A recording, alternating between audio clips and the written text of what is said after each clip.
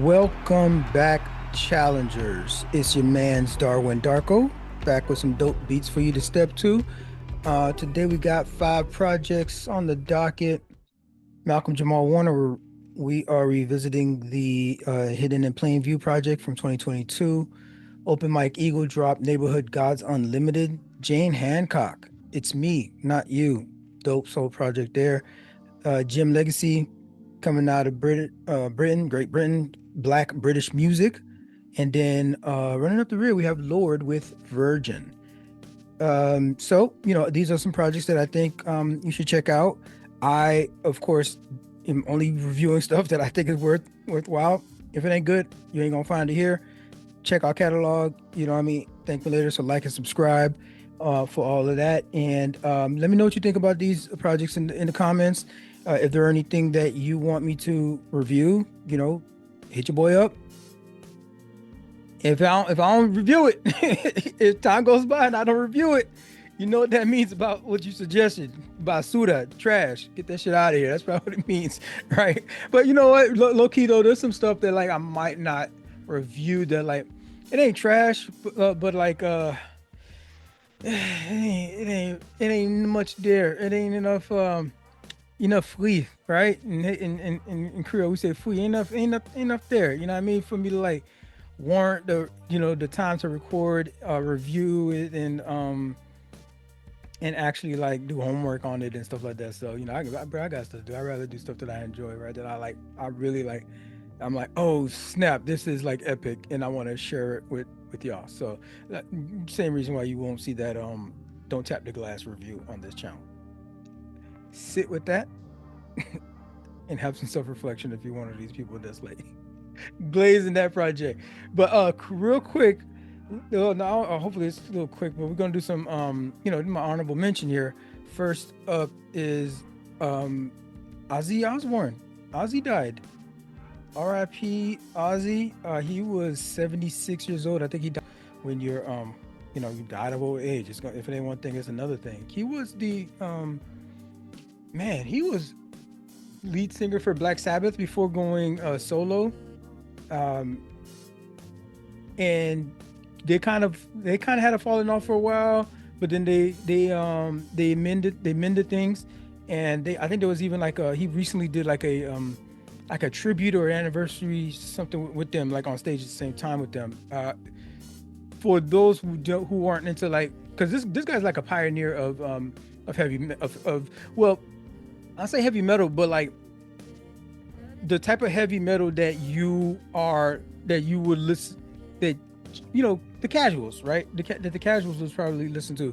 He gave it a little bit more pop appeal. The main track, like so much pop appeal that like Crazy Train. Running on a crazy train. I don't remember what the lyrics were, but freaking we had Trick Daddy end up coming up with a whole remix of that joint. So it had all this, this cross-cultural appeal, just because it's a little bit more pop, and that's what pop is supposed to do. Traditional, heavy metal stuff, you wouldn't be, it just doesn't cross over as much. Rock does, and pop rock. Maybe this was like his stuff was the early version of that. But either way, R.I.P. Ozzy. And if you Google that, if you don't know who that is, pretty huge, iconic figure, and a music figure at that. So if you have to Google it because maybe you're too young or something like that. Damn it, I'm just aging myself. Let me move on to I mentioned the Tyler the Creator project. I think about this because that let's go if you want you can get. So this is Trick Daddy. This is this Miami bounce, Miami dance kind of music that we have going on down there. You have Uncle Luke, and these guys, and there's a lot of dance type of music on it. So we have Miami bounce, and Tyler the Creator comes up with this project, Don't Tap the Glass, which has a lot of that flavor in there. This one's a mix of funk. There's electro, synth pop, disco. Tyler the Creator just dropped a freaking album. By the way, did I mention that? It's crazy. This is like culturally inappropriate. Chromacopia is still he's still on tour with Chromacopia, and he is still in the middle of like reaping the just reaping whatever audience is able to tap into that, especially a lot of people who aren't familiar with his stuff, from before, like Call Me If You Get Lost or Igor.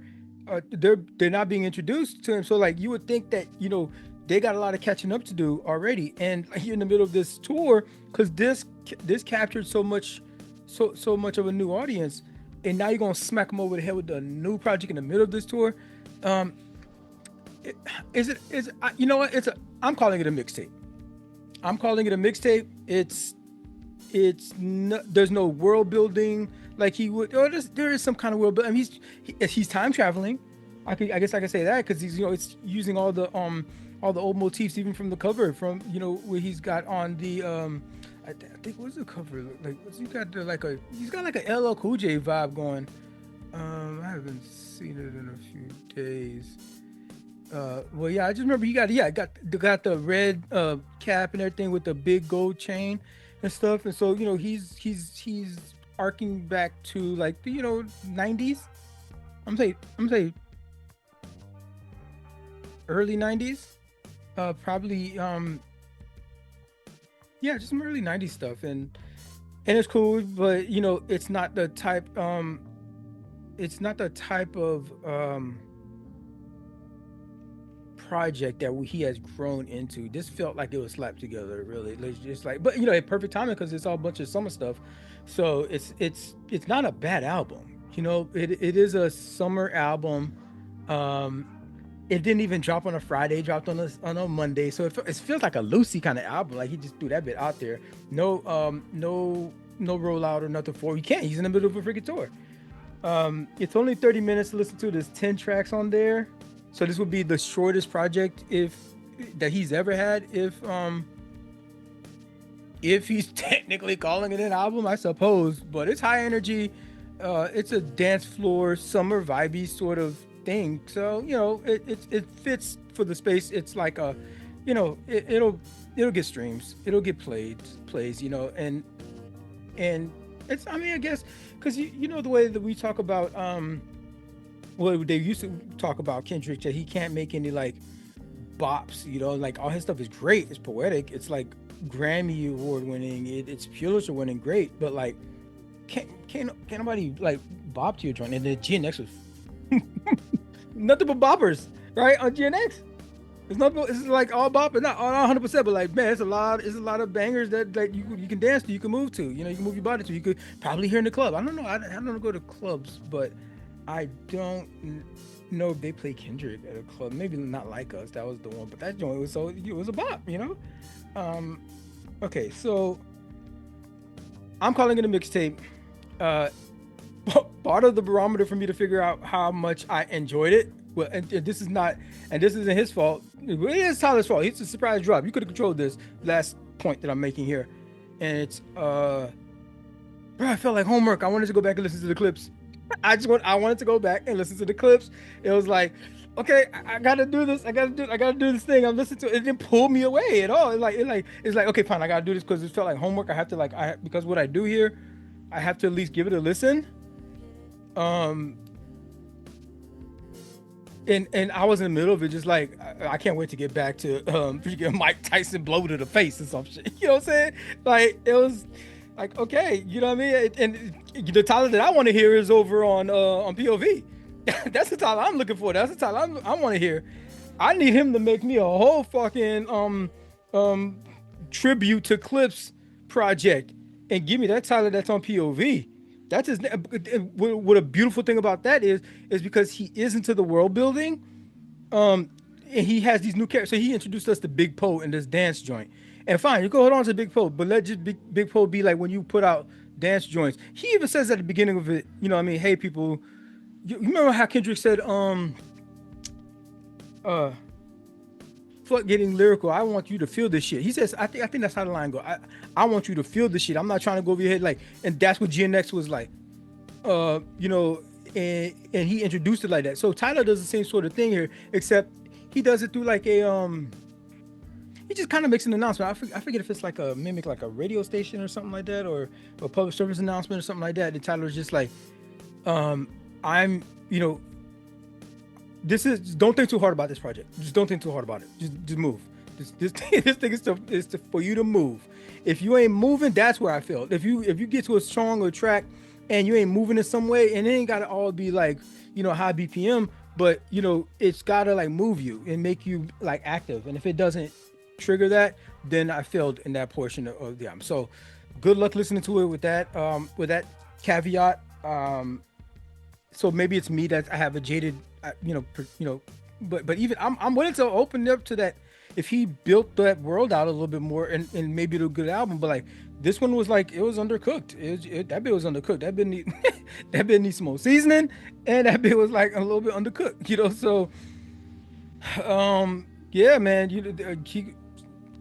Hopefully he builds out on this character, and we get to see more. He's calling it an album. You know, I mean, maybe it's a series that'll come out with this character, Big Poe. But give us a new character in a new world in the Clips universe.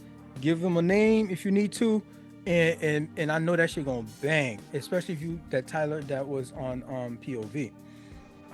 Wrapping up the honorable mentions, the Citi Open. I mentioned I was gonna go to that joint. I did. It was amazing. It's like, it's so crazy to think how like it's right there in my neck of the woods, and I've never been since I've been in this area, going on damn near 10 years. So Venus Williams played, and she actually won. She actually won. She won the match. She hadn't won anything since 2023. You know, she's kind of been like pseudo retired kind of thing. She might do like what they call those things? They call them like, not an invite, a wild card, right? They call them wild cards to certain tournaments. Oh yeah, by the way, I got this joint from while I was there. And you know, she might do some wild cards here and there in other places, but it's usually some small ones. It's, you know, not a 500 level, 1,000 level event at all that will get, you know, any kind of buzz. But she in her opening round, she beat Peyton Stearns. She beat 23-year-old Peyton Stearns. Peyton Stearns wasn't even born when was he like, how many Grand Slams? Venus must have had like 3 or 4 Grand Slams before Stearns was even 23 years old. What year is this? 2025. God, oh, that's a long career. And you back at it, winning, beating people, right? With like 23-year-old knees. You feel me? And she last played. She was actually played at the Miami Open in 2024. I went to that earlier. Was that this year I went? Yeah, I think I went this year.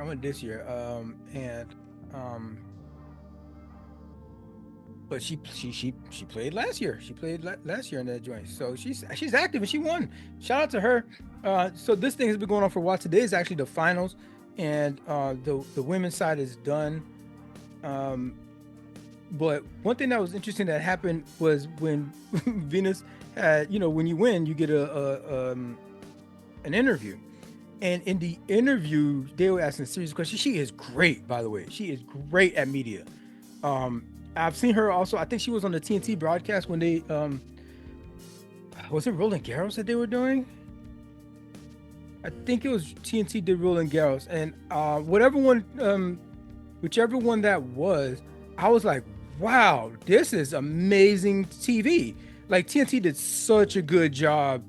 They made it interesting. They had all kinds of vignettes here and there. They had great the way they were conducting the interviews. The style of interviews, the charisma of the hosts. They're on there. They did TNT like killed that joint. I was like, I need them. Like, it felt like as big of like a grandeur of a Super Bowl.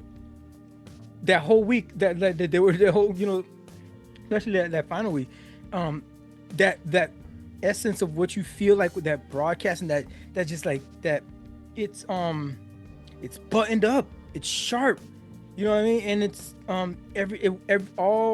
everything's firing on all cylinders, and it's smooth, right? And it was great. Shout out to TNC for that. I saw her on there. I saw Venus Williams. Damn, I pulled that back. I found my way back, right? I went on a crazy tangent, but I saw her on there, and she was like, I'm like, oh man, she's good at this. Oh, interesting.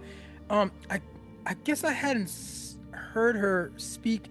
Damn, what's this word? This word, experientially. Yeah, I knew it in my head. I knew the word experientially. How do you say this word? How do you say extemporaneous? This word? No. Extemporaneous.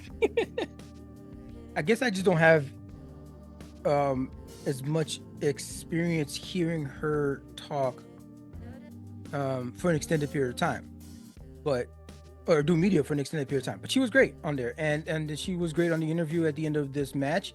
And one of the things she said was interesting. A lot of that stuff was interesting, but the most interesting thing is that I had to come back for the insurance because they informed me earlier this year I'm on Cobra. So I was like, I got to get my benefits, so I started training. She's actually not lying about that, because we talked about that about 6 years ago. So you're actually telling the truth. You know, insurance is hard. Insurance, you guys know what it's like. And let me tell you, I'm always at the doctor, so I need this insurance. She was on Cobra because you didn't have employer-connected health insurance. So she was on Cobra. This is a bill or an act or something that passed Congress like back in when was this? I forgot when Cobra came into a thing, but like it sort of, it gives you like a temporary continuation of your employer-sponsored health insurance after you lost your job or whatever reason you have to like separate from your job, and that's temporary, right? And when it runs out, you got to pay all that other stuff yourself. You got to pay your full cost of insurance premiums and all the admin fees and stuff. Yeah, so that can get expensive. You may have to pay for some stuff out of pocket, right? And I mean, at least they got Obamacare now in place. You can check Obamacare. You're trying to get some private health insurance, right? Jesus Christmas, man. I at least got the VA. But man, like to not have a job and you're not a veteran and you don't qualify for like Medicare or Medicaid or something, but you don't have a job, would you qualify? I guess you would qualify for some of that stuff, but that stuff is cut. That stuff is being cut. And can't nobody live off of that. Especially if you got some health conditions. She said she at the doctors all the time because she's always hurting. She's over 40. Hell yeah, I be hurting too if I get up too fast, or get up too slow, or get up too late, or get up too early, bruh. That joint, she always in the doctors, so she gonna need that insurance. This is crazy, man. This is somebody who's made tens of millions of dollars in her career. I'm not saying it's crazy on her part. I'm just saying, like, bro, like, why we can't have universal health care? Even this person finds this to be a problem, to be an issue, to try to stay. You know, she's like, I'm coming back because my insurance is finna run, so I need to be employed. I need to be employed again. So I'll come back. Yeah, I'll take that wild card. I'll officially renew my status on this tour joint, so I could have health insurance. And what? Maybe she might have to play like a match every like year. So she's gonna get appearance fees. You know what I mean? Like for sure. Like you say, Venus Williams is gonna show up to the place, and yeah, your ticket sales is gonna increase anyway. So maybe they can make it work that way, and make it make sense if she's only gonna play once or twice a year. What hope do the rest of us have? what hope do the rest of us have to be other than to be fucking tied and glued to these jobs, a lot of which we don't fucking like. We don't want to be there, but we might have some pre-existing condition or some shit, or we're just getting old. Fuck. And we gotta just be. Why we can't have nice things? Universal health care. Like, we pay enough taxes on it. I know I do. Man, I pay so much in freaking taxes. This is like, we doing something wrong with the allocation, bro. So shout out to Venus. She won her thing, and then like she eventually lost, but the Citi Open is dope. I'm definitely gonna check it out again. If as long as I'm here in the area, I'm gonna try to go every year. Probably maybe championship weekend next time. But shout out to Leylah Fernandez. She won on the women's side. At the end of the day, she is 22. At the end of it all, so I just finished up. She's 22 from Canada. Shorty is 5'6" and is a pistol like. She reminds me of Jasmine Paolini. Just a small thing, she's a small one, but she is like fiery. She's swinging with girls that are 5'9", and like probably got her by like 30 pounds or something. And she's like going back and forth with them, covering all the court, and she's putting a lot of power behind her, especially that forehand. I do look forward to seeing her work in a little bit more tactical have some more tactical developments. That'd be dope to see. Maybe incorporate a drop shot, a timely drop shot or something like that, with a backhand slice or something like that. I don't know if that's not in her repertoire. Maybe she might save it for some other. Maybe the U.S. Open we might see something like that. But either way, she's hey, it's nice to see a young person in action, and to see them this early. She has potential. And she's got fire too. She's got fire, so you can see her passionate on the court, and she's not crumbling when like certain tough moments. I mean, she beat Pagula, and she's the number one American woman. I think she's Coco. Well, Pagula was the top seed in the tournament for sure. I think Coco Coco's is number 2 overall, I think. 2 or 3. So okay, so and she beat so Fernandez won, and she beat Kalinskaya. She won 6-1, 6-2. Kalinskaya is from Russia, man. Them Russians got a stable over there on the men's and women's side. So that's it for the honorable mentions, and remember to like and subscribe. I will see you on the other side. We're going to get into our first project of the day.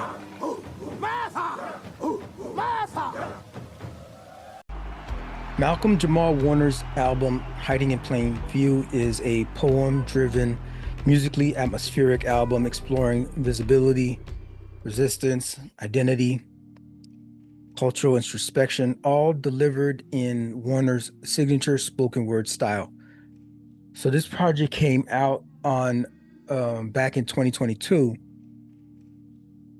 It was Warner's 4th studio project, and it actually was nominated for a Grammy for Best Poetry Album in the following year, 2023. On the joint, you got 9 spoken word poetry tracks, total about 40 minutes listen. The project explores a variety of themes, from our experiences as Black folk, our identities as Black Americans, vulnerability, self-love. The title itself can be interpreted in multiple ways. So hiding in plain view. When you listen to the very first track on this joint, he kind of sets this up. Where is it? Do I have the lyrics up here? So there's reference to him. Okay, so he's a long time. We know him as an actor, right? A long time, Cosby Show, bunch of other appearances. But he probably at that point maybe felt like, he wasn't getting it. Some other talents that he had wasn't getting recognition. So this is his poetry, his music, right? And how, so the thing that we saw on the surface is, this actor guy, good looking actor guy. And beneath there is just so much more. And the analogy would be, well, the album feels like it's a dedication to Black boys and Black men. It's dedicated to them. So it's like, throughout the project, there's a bunch of like encouraging things for Black men directly. There's encouraging things for people if you love a Black man, if there's a Black man in your life, that you care about. You know what I mean? Some things that you may, some takeaways for you to like show that black man that you appreciate him, that you love him, you care about him, and that you will help protect him. And so there's all these messages throughout the project, and he produced a lot of it himself. He has some guest appearances on there. There's other speakers and professors, and I think there's one like professor that's on there, giving almost like a little bit of a lecture inserted right along some of these tracks. Some of these actually have like music backing. That's why I mentioned when I was like, he produced most of this. Some of them are I think he had one or two that are a cappella, but it is so beautiful that he's able to tie in, like, it's music in the background, but it's like it's an accompaniment. It doesn't have to, you don't have to stay on the specific flow of whatever that melody may be, because you're doing your thing with the poetry. It just adds like this another way to wash down the poetry when you could be listening to, because like if you listen to some poetry and it's just straight up poetry, like when that silent part, that silence is very loud in poetry, and so maybe that's not exactly sometimes the feel that the vibe that you're going to go to for a particular bar that you spit in, but the music in this thing dances around his of course his voice is going to be prominent in this entire thing because it's a poetry album, so we want to make sure we want to hear what he's saying, and we want to make sure it doesn't melt too much into the background where the music is not dominating, where the music dominates and the production dominates over the voice. The voice has to be highlighted, and it's well done throughout the project there. So I definitely recommend starting from the top on this thing. He and again, it was nominated for Grammys. It's oriented in love and through poetry, love for black men and black boys. So what's not to get behind? He was in lockdown actually when he first worked on this project. So this was 2020 lockdown, as in like we were all on lockdown, right? The pandemic. And the George Floyd thing happens, and there's a lot of the protests. It was the height of the Black Lives Matter and all that kind of stuff that happened during that time. So this is what was going on. His social awareness. Most of his stuff before was a lot of love, relationship kind of stuff, and so he wasn't as social justice conscious before, but this project definitely had a lot of that one. So like I said, the caring for, loving for, and protecting of black boys and men is prominent throughout this thing. The opening track is called Love, and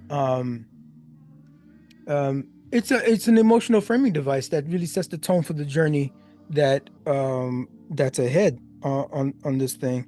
And then there's another dope track is Asante Sana. Let me see here. Let me play that joint.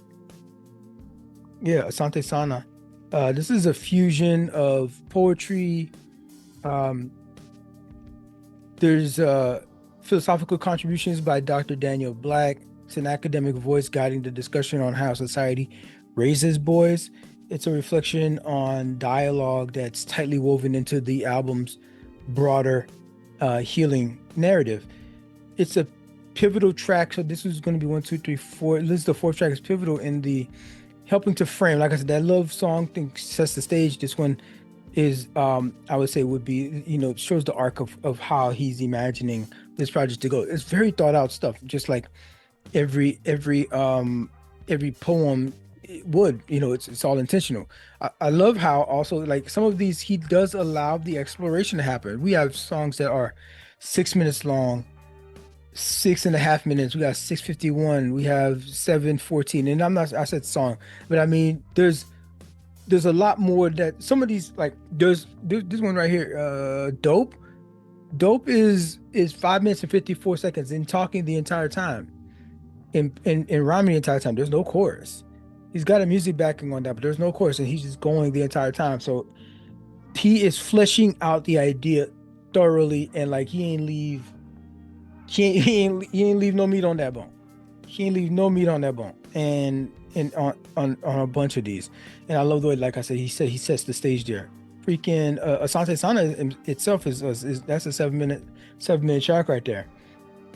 Black Fist Beautiful, that one's dope. It's just another standout. It just talks about resilience, the protest, the beauty and the resistance and the resilience.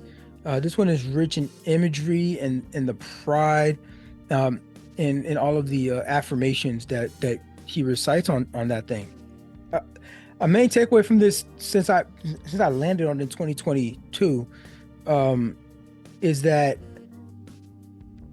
in his own words, this is a project showing love for his people, for Black folk.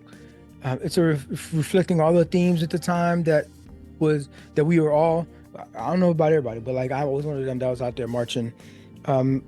And then also when I couldn't do that, had to practice self-care and enjoy, well, at least try to cultivate joy, even in faces of those kinds of challenges, not even just those challenges, whatever challenges is in your life.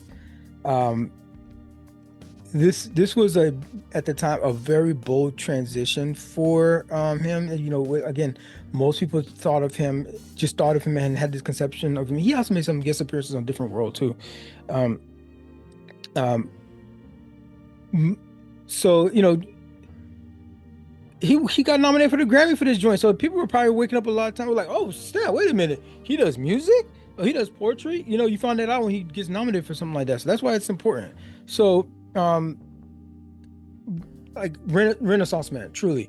So whether you're a fan of spoken word or maybe reflective storytelling, which some of this stuff is just reflective storytelling, and it's to a beat. It's subtle genre bending atmosphere that they set throughout this entire thing. It's a unique experience, and I highly recommend it. It wouldn't be here if they if I didn't think it was good. I wouldn't be reviewing it here. With that said, if you haven't heard by now, I guess I will stop burying the lead. Malcolm-Jamal Warner has recently died. We were devastated to hear that Malcolm-Jamal Warner drowned while vacationing in Costa Rica. He was just 54 years old. He first became a pop culture icon as Theo Huxtable on The Cosby Show, and generations of Americans are feeling this loss because he was like everybody's brother. Yeah. The official cause of death, as they are reporting, is it was an accidental drowning. Apparently he had gone out for a swim early in the morning, and with his daughter, and his daughter stayed on the beach while he went out to the water in a rip current or something. Like something got him. Rip currents are back and got him, and some surfer, I think, tried to help pull him in, and they did their best to try to resuscitate him on the beach. They worked on them for a minute, and they just they called it. He died on the beach. That's crazy. You on vacation, man. You on vacation. You just trying to with your kids.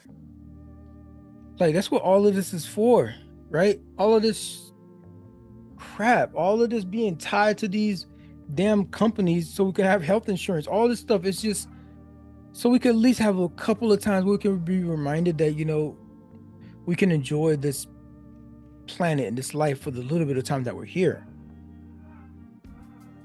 I can't just go for a swim and some random shit like that happens. Rip currents in a resort, right? I mean, yeah, it could happen anywhere, but you're at a resort. Like you would this would be the last thing. You bubble proof your life as best as you can. You pay your health insurance, you pay your homeowner's insurance. You diet, you try to diet, keep yourself healthy. You pay your taxes. You're doing the right stuff. And so he rose to fame. Of course, everybody remembers him as Theo Huxtable on The Cosby Show. And then, of course, he made appearances on Different World, spinoff of The Cosby Show. Man, I need to go back and watch that whole thing. that whole thing, that whole a different world. That's another tangent. He guest appeared on, I think he guest appeared as Theo on when he was on Fresh Prince of Bel-Air. Was he Theo? Hey, I gotta look that up. Something for you to check out on Terry Lynn Carrington had a tiny desk. This in when was this one? When did that tiny desk come out? That tiny desk came out like 5 years ago, and Malcolm made a guest appearance. Loudly, languishing ladies sing loudly. Church bells ring loudly. Bullets blurring loudly. Deferring dreams like your homie. It ain't no thing. Proudly. Another I'm kind of hit, you know, I'm personally with his death. I was working on a book back then, and this was a poetry book. This is my third podcast. Right? I've had these podcast projects. I'm on my third project. My first podcast project was, I hate to say the word was, because I always feel like I can go back to it. But I do have a lot of the book that's coming out of it that I have to do. So I was working on a book from that project. It was going to be a poetry book. The ekphrastic. So what ekphrastic means is a dramatic reading or description of a piece of art. So whatever piece of art that you may see at a museum, imagine describing that thing with the vibes of that painting or that work of art. Imagine describing it with all of that to a blind person. How would you make them feel that artwork and sort of see that artwork, right? Or what my interpretation of what I thought the artist was doing. So it's a poetic way of describing art. And then I heard this album. I was like, oh, snap. I was like, could you imagine if I get my book together, if I get my joint done, if I get that joint done, maybe I could get Malcolm-Jamal Warner to be the voice, to do the audio. And we could put out an album like this, like hidden in plain view. And it would have been my book, The Ekphrastic. It would have been like the album, The Ekphrastic music album, with, you know, some production and all that kind of stuff that he did for this, and having him read the poems, and having like a whole rollout where the artwork, I'm showing the artwork, or somehow maybe like partnership with like a museum or something like that. Man, I went down a freaking rabbit hole, and I had this shit on my fucking vision board. That I'm going to get Malcolm-Jamal Warner. It's going to start with that. It's going to start with me completing this book. I'm going to get Malcolm-Jamal Warner to read the audio book. No, to put out an album. So I'm basically the writer. I'll be the writer, and he will be the performer of it all. If I was gonna have an album with Malcolm-Jamal Warner, that would be so dope.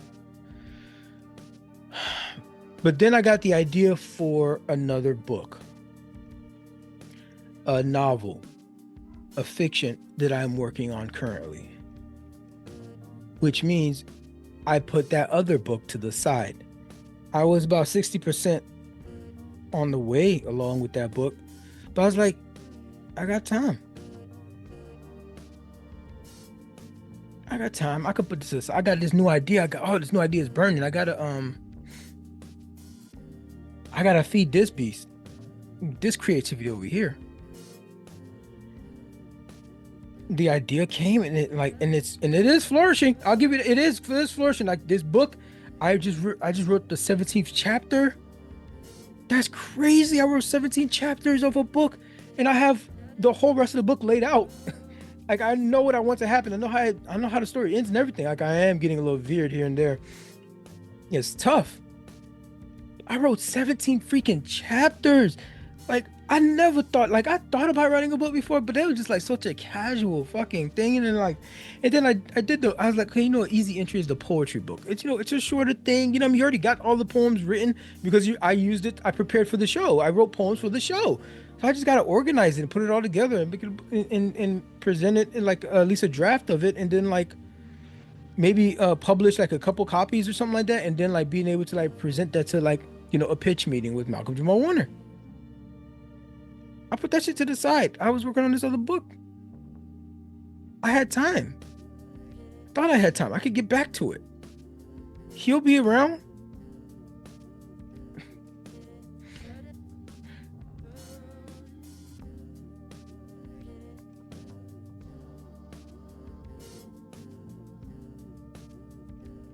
Now the nigga dead randomly. Fucking just drowning.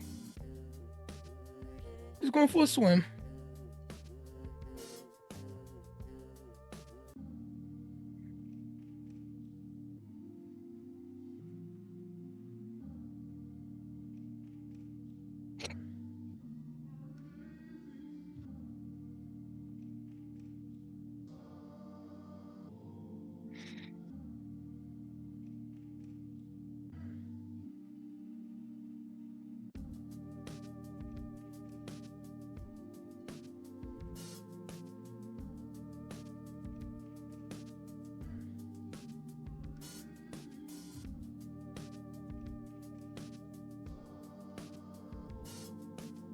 There was a fire in my neighborhood. I said, oh, Lord Jesus, it's a fire. Then I ran out. I didn't grab no shoes or nothing, Jesus. I ran for my life. And then the smoke got me. I got bronchitis. Ain't nobody got time for that. Signs went off. I'm like, oh, damn it. I'm trying to sleep. It's like 3 o'clock in the morning, 4 o'clock in the morning. And I already have a problem with like 4 o'clock in the morning. It's the witching hour for me. I have sleep issues, and if I happen to wake up and I'm like, I feel like my brain is a little bit active at like 2 o'clock, then I'm kind of fine. But like at 4 o'clock in the morning, it's like hard for me to get back to sleep if it's 4. What did I do? I was looking. I don't know why I even looked at the time. I don't have clocks in but I probably looked at my phone. Well, I don't know.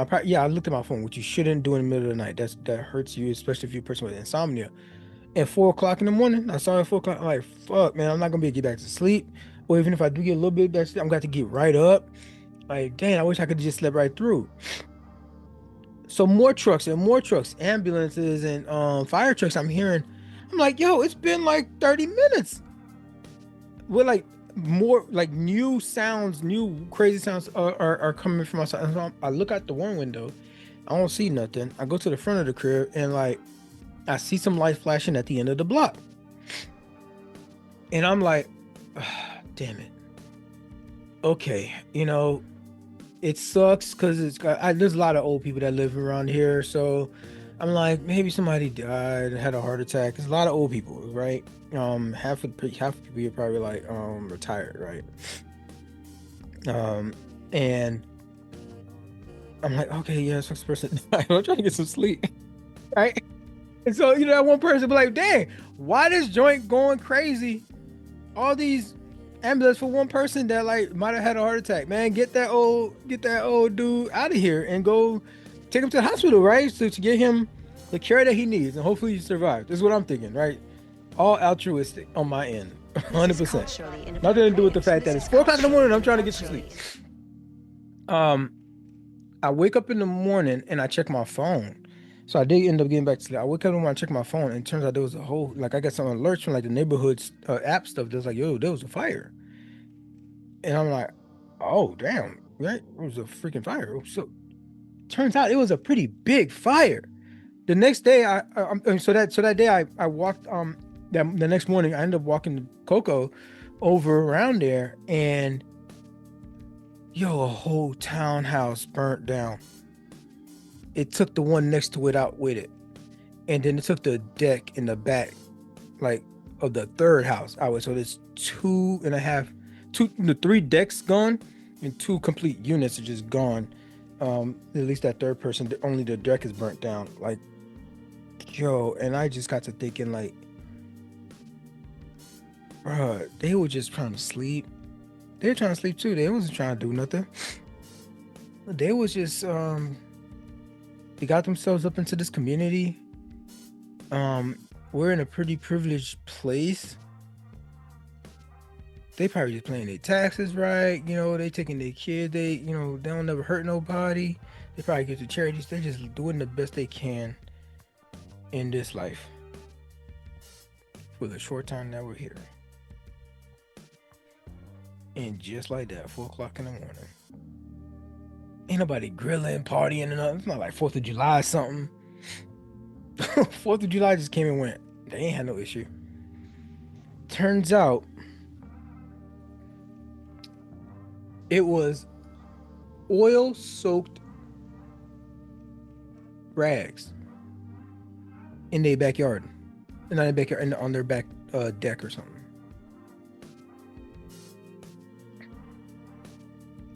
Yeah, no, that was it. That was it. You're probably wondering, what about Darwin? But wait, don't you do like a match or something like that? Was it arson? Nope. Spontaneous combustion. We're going to show you how it happens, tossing some linseed oil-soaked rags and newspapers into a box. That's exactly what Mike and Sherry Prentice of Cincinnati did. I had put it sort of folded on itself into a corner of the garage. Suddenly, they were fighting for their lives. There were flames shooting 30 feet into the sky. In our experiment, after just an hour, the linseed-soaked rags have reached 110 degrees. 2 hours in, we spot smoke. Linseed oil is safe for wood because you spread it out, but left on wadded-up rags or paper, the oil is so concentrated that it heats up as it evaporates. And it's been hot up here. It's been raining a lot, but when it's hot, it's hot. And apparently it's soaked up enough heat that itself, like the heat generated, because you just need oxygen, a fuel source, and a spark, fire, heat, whatever, right? It generated that heat throughout the day. And 4 o'clock in the morning is when I guess it decided to ignite itself. And took their whole life with it. Took a whole neighbor who ain't had nothing to do with it. It ain't my oil soaked rags. Nothing to do. So I know I'm doing what I'm supposed to do. See, the thing is, like, they might have known that you ain't supposed to do that with oil soaked rag, but that's why they don't do it. But the other people probably didn't know. They're probably doing something legit. They're probably refurbishing their house, 'cause, you know what I mean, for something or whatever. Oh Lord, man, you asleep at 4 o'clock in the morning, bro. What do I got going on there? Like randomly at 3 o'clock in the morning, some shit like that. Like a satellite could really, like, just drop on my house, just like a satellite. Fuck it. This shit is so goddamn random. Malcolm-Jamal Warner's legacy will live on in his work.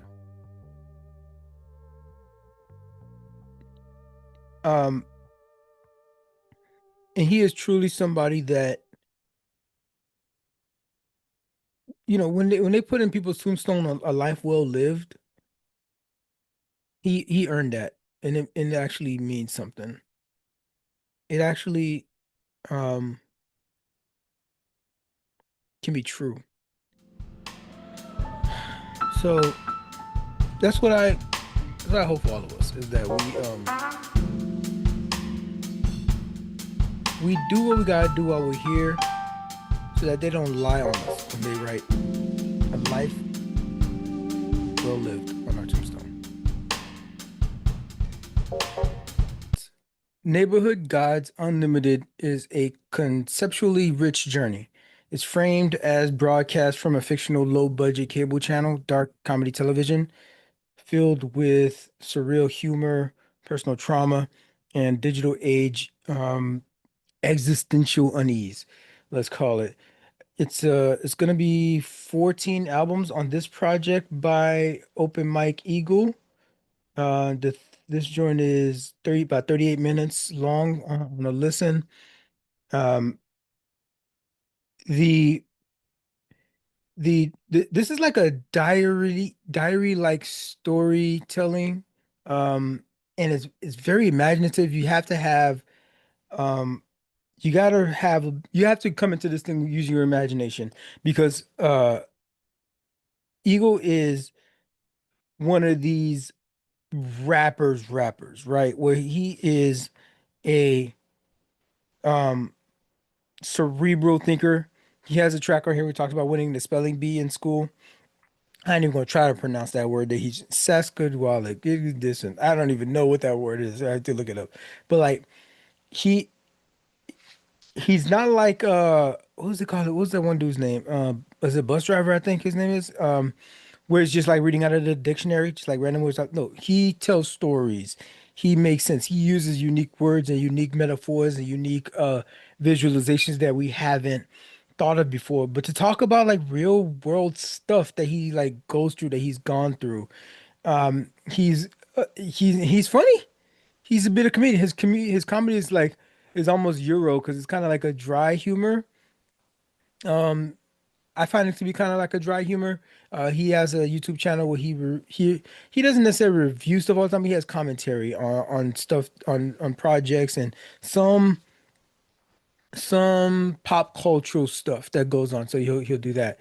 A couple of the dope tracks to check out if you're gonna dive into this project is starting off from the very first joint.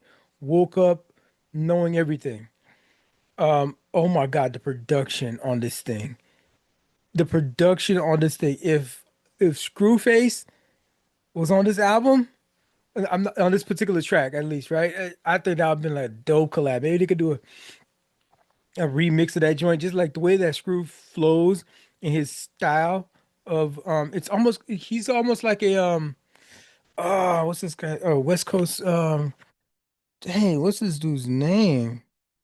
Anyway, it would be dope if Screwface could would have made an appearance on here, or if maybe there could be a remix with Screwface Young on that joint. Um, one of the bars on there, by the way, so we did I did earlier I talked about RSVP, I mean RIP, RSVP. I talked about RIP Malcolm Jamal Warner and Ozzy Osbourne. And also mentioned that Hulk Hogan died. I didn't mention that Hulk Hogan died. Yeah, so that nigga died. And he has a bar on here talking about Hulk Hogan. And I mentioned all the people that previously died recently. We have Malcolm Jamal Warner, RIP. We have Ozzy Osbourne, also just passed away from a heart attack. Um, was that Ozzy died of a heart attack or died? Wait, I don't remember. Maybe Hulk. I think Hulk Hogan died of a heart attack. Hulk Hogan died. Hulk Hogan died, and he has a bar on here that goes, Hogan said nigga, but I guess that's what y'all call a real American. Randomly threw that bar in there, right? Just like who was thinking about Hulk Hogan anytime recently? Nobody was thinking about him until he just died. But before then, who was thinking about like why? How did he make an appearance on your project? But that nigga did. Um, and he was racist. So it sucks because as a kid, you know what I mean, Hulkamania was, you know what I mean, we watched wrestling and he was such a beloved figure, and then to realize what he was like really really feeling on the inside. I mean, could I put in the video? I'm gonna look for the video. I'm gonna look for the video and maybe I'll put it in. I'm not a double standard type guy. I'm a racist to a point. Yeah. You know, fucking there's, then when it comes to nice people, we all are that way. Yeah, like when it comes to nice people, you can't say. I don't give a fuck shit. I don't care underneath the ball, underneath the basketball player to have a game.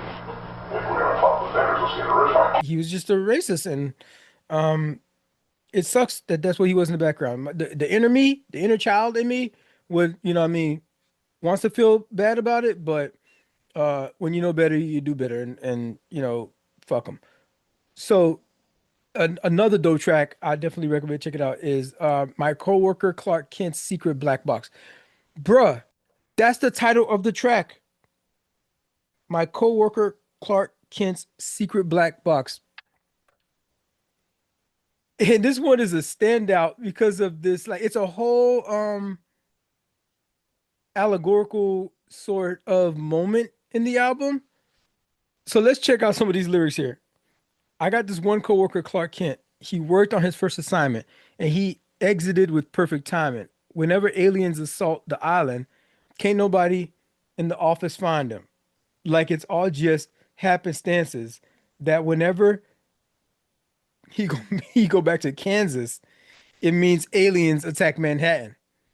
And the person that defends the island, it's him without the hat and the glasses. He's weird and he acts distracted. He be here, then he has to vanish. And that's some weird shit to have to manage for us schmucks at the Daily Planet. Like that brings it like home, right? Like, no, we're talking about that Superman. He must think we all some bozos, just gossiping and driving Volvos. We struggling not to get laid off. He out producing us in slow mo. Bruh, that is so hilarious to me. Talk about a comedian in him, and you should hear he's like dead serious in this project when he's like reciting this. And I'm like, yeah, because I feel like I work at the Daily Planet. But all of a sudden, like, I didn't think about that. As in, like, bruh, this dude, if I was, how many times this dude just like leaves work middle of the day or doesn't show up? I would have been fired. I would have been out of there. Would have been got my black ass up out of there. But they got this dude coming in, disappearing in middle meetings. We going over the quarterly reports, and this dude is just like, "Oh, I gotta go to the bathroom," and just never comes back. Anybody else notice that when he ever comes back, like we suddenly have that alarm that go off that be like, you know what I mean? Oh, warning, warning, alien invasion, warning. Every time this dude dip, somehow the buildings just fall. Like he don't never be here. We do the fire drill thing. We do the fire drill thing. We all go outside. We do the name check. You know how we did the fire drill? Like who's all here present? Okay, everybody's accounted for. Nobody's stuck in the building. How this nigga Clark Kent ain't never here for the check-in? For the check-in though, right? We got people going back in the building searching to see if that fool up in there. Meanwhile, this nigga flying around the city, fucking with some goddamn alien joint or whatever. I actually just saw the recent Superman movie that just came out, and it's interesting. They it's not the best Superman movie that's ever made, but I like the way that they approached it to be a little bit closer to the comics. They were going for, I don't know, I feel like they were going for a little bit of Shazam. It was giving Shazam, really, really though. It was trying to like lean into that Shazam audience. They didn't quite execute it as well as Shazam does it, because you know what you're getting when you go watch Shazam. You know what I mean? This is like, grown man, a child in a grown man's body. So it already leans comedy, but these comics, Superman and Batman had a lot of comedy in them when they were originally written. And so they were trying to go that route instead of making them so dark as they did in the previous movies. And they didn't stick the landing everywhere, but so it was okay. It was watchable. But fascinating that Open Mike Eagles explores that, right? That work dynamic. But another lyric in there is, I got this one coworker, Clark Kent. So he goes, hiding in plain cubicle. He acts so unusual. He makes some shit called art rap. It's probably High School Musicals. Yeah, we know you got a show to do. I saw your MySpace bulletin and the lack of effort you put in. You've written raps on work time. That whole time, card full of shit.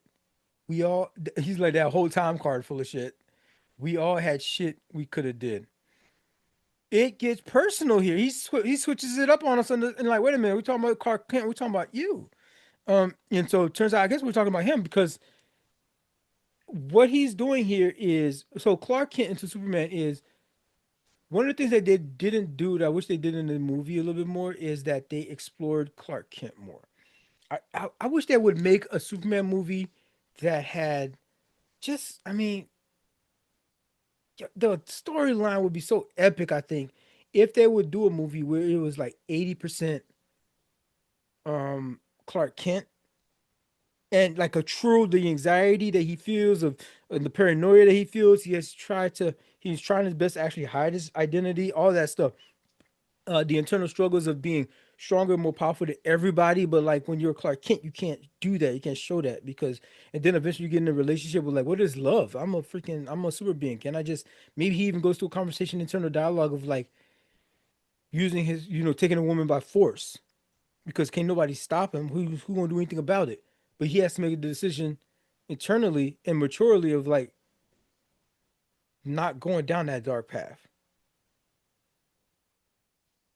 It would be so dope to see that movie if they made a movie like that.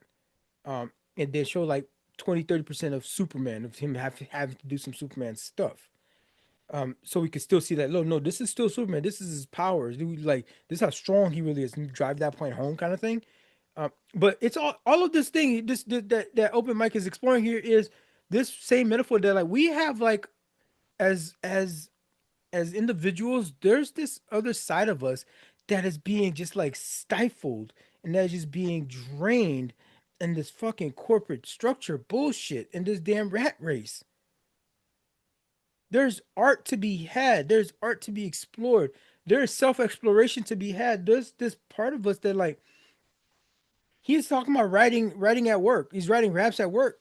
That whole time card says that you're doing their thing that they want you to do. They're on their time. He's actually putting and investing time into this art that he feels inside him, so that's speaking within himself to try to at least get it out a little bit. But there's like all of this other stuff that we would be doing with ourselves, with our time.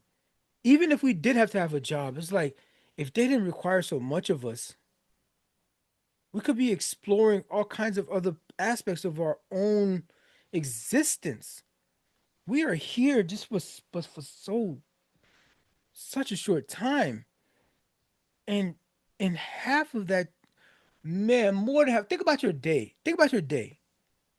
You drive, especially if you live in a city like the DC metropolitan area. Your drive or your commute, whether you're taking the train, whatever it is, it's like an hour and a half, 2 hours to get there, and then another hour and a half to 2 hours to get back. Split the difference, call it 3 hours of your day right there. You gotta sleep. So you go to sleep and it's like 7 hours. Call it 10 hours gone right there. You gotta go to this office.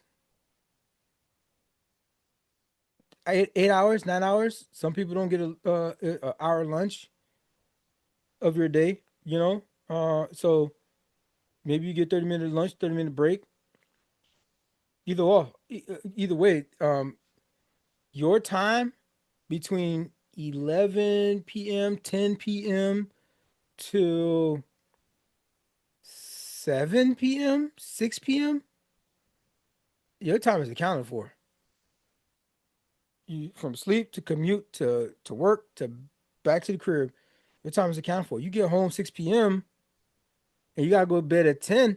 That's 4 hours left for what the fuck you got going on. These weekends be packed, boy. You gotta get a lot of stuff in on that weekend. Because during the week, you got about 4 hours to yourself. Don't let them have kids. You have kids? Shit. You trying to write a book?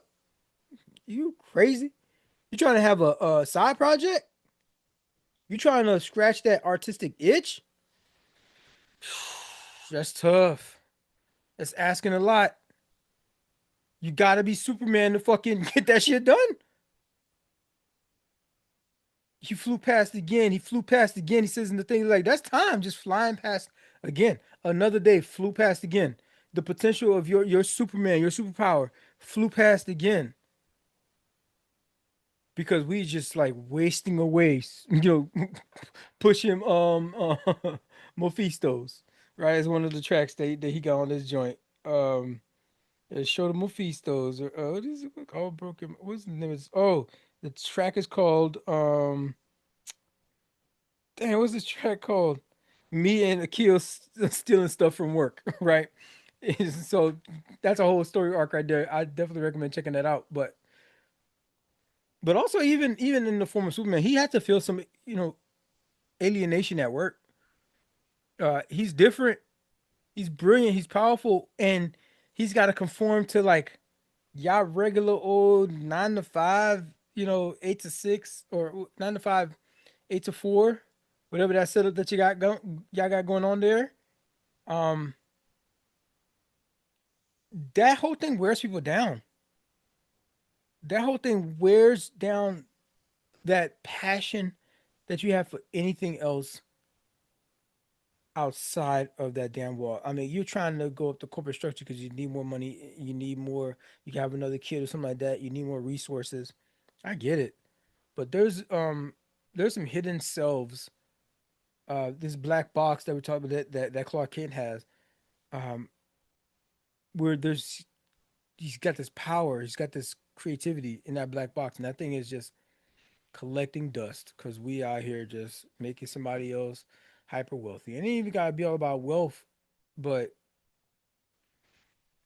there's wealth in your creativity. There's wealth in your self-expression. The wreck that committing to that corporate life does to our individuality is is a tragedy that we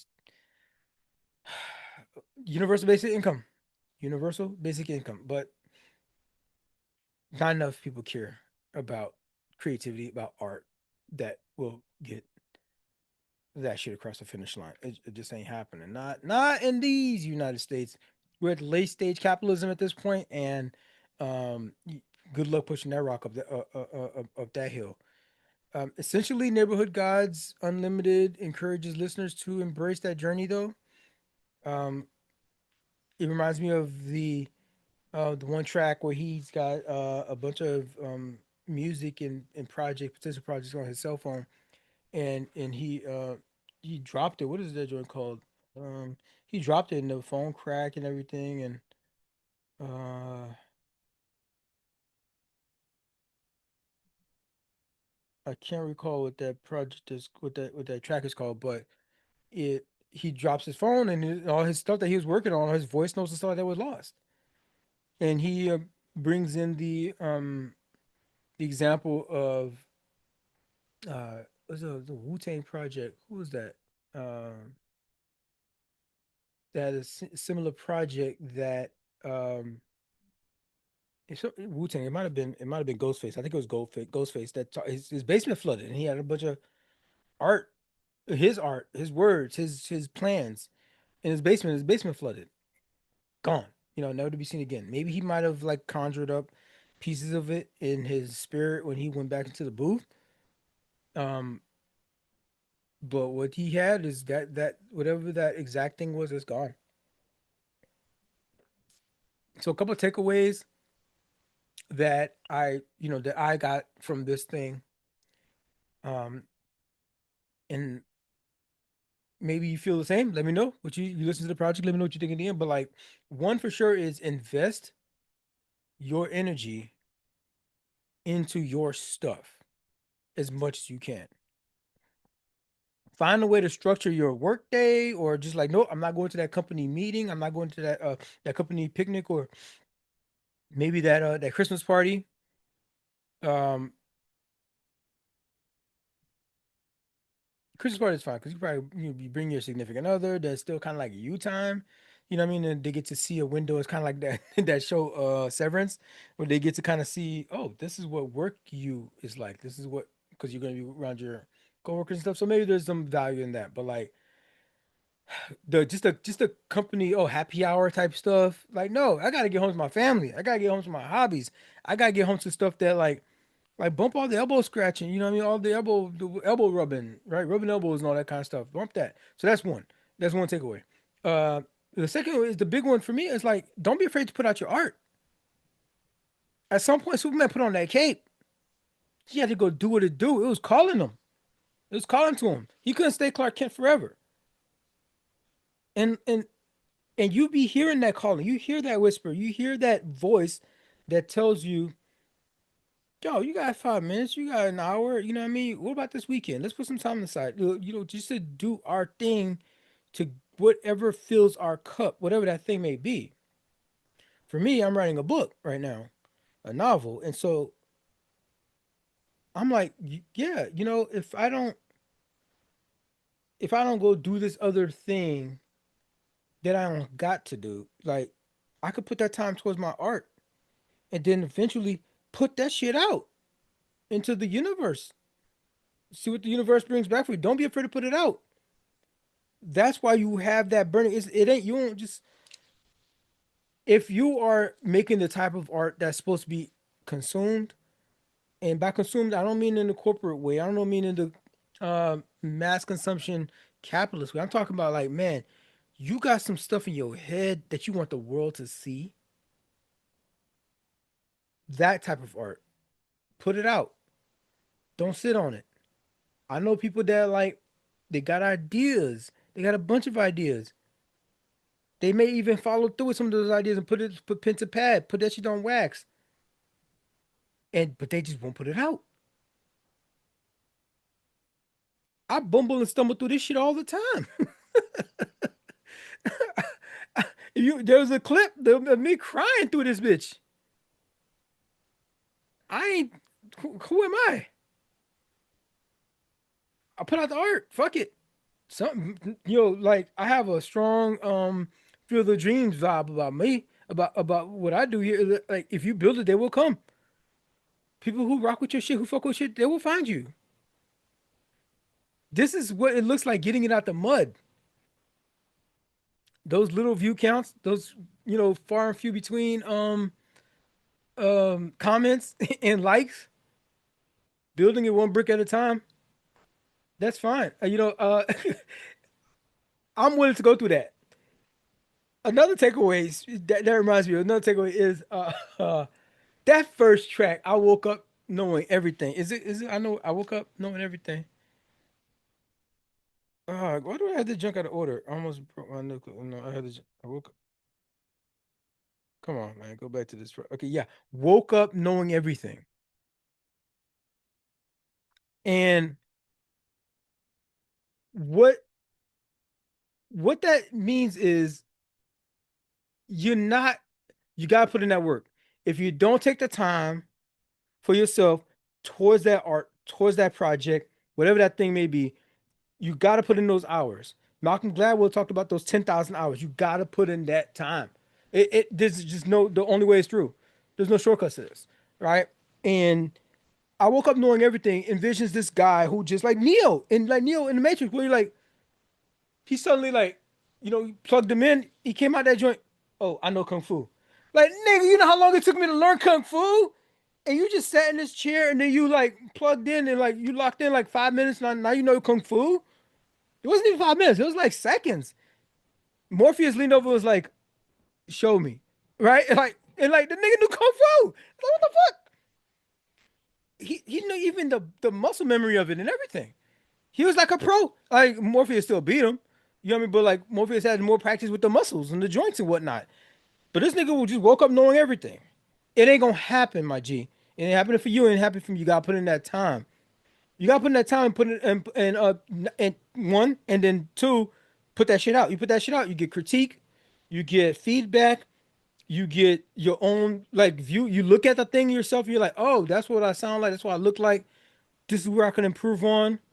It's rough. You gotta get it from the dirt. I love the part where he's like, he finds it so absurd. This Neo joint, right? This Neo metaphor that I'm kind of like stretching out here. And he's like, he ends the album with, he ends the track with, I saw this nigga yesterday.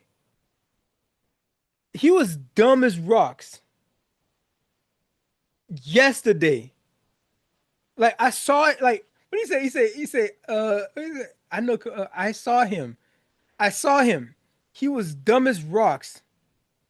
Yesterday. But like he had to repeat it. He paused for a second, let the beat rap a little bit, and he repeated. He said, he was dumb as rocks. Yesterday. How'd he do it? Right? How'd he do it? Like show me. Show me where I can just plug in, you know what I mean, and know everything. But bro, last time I checked, that joint wasn't available. That joint in the Matrix was not available. You gotta get that bit out of the mud. So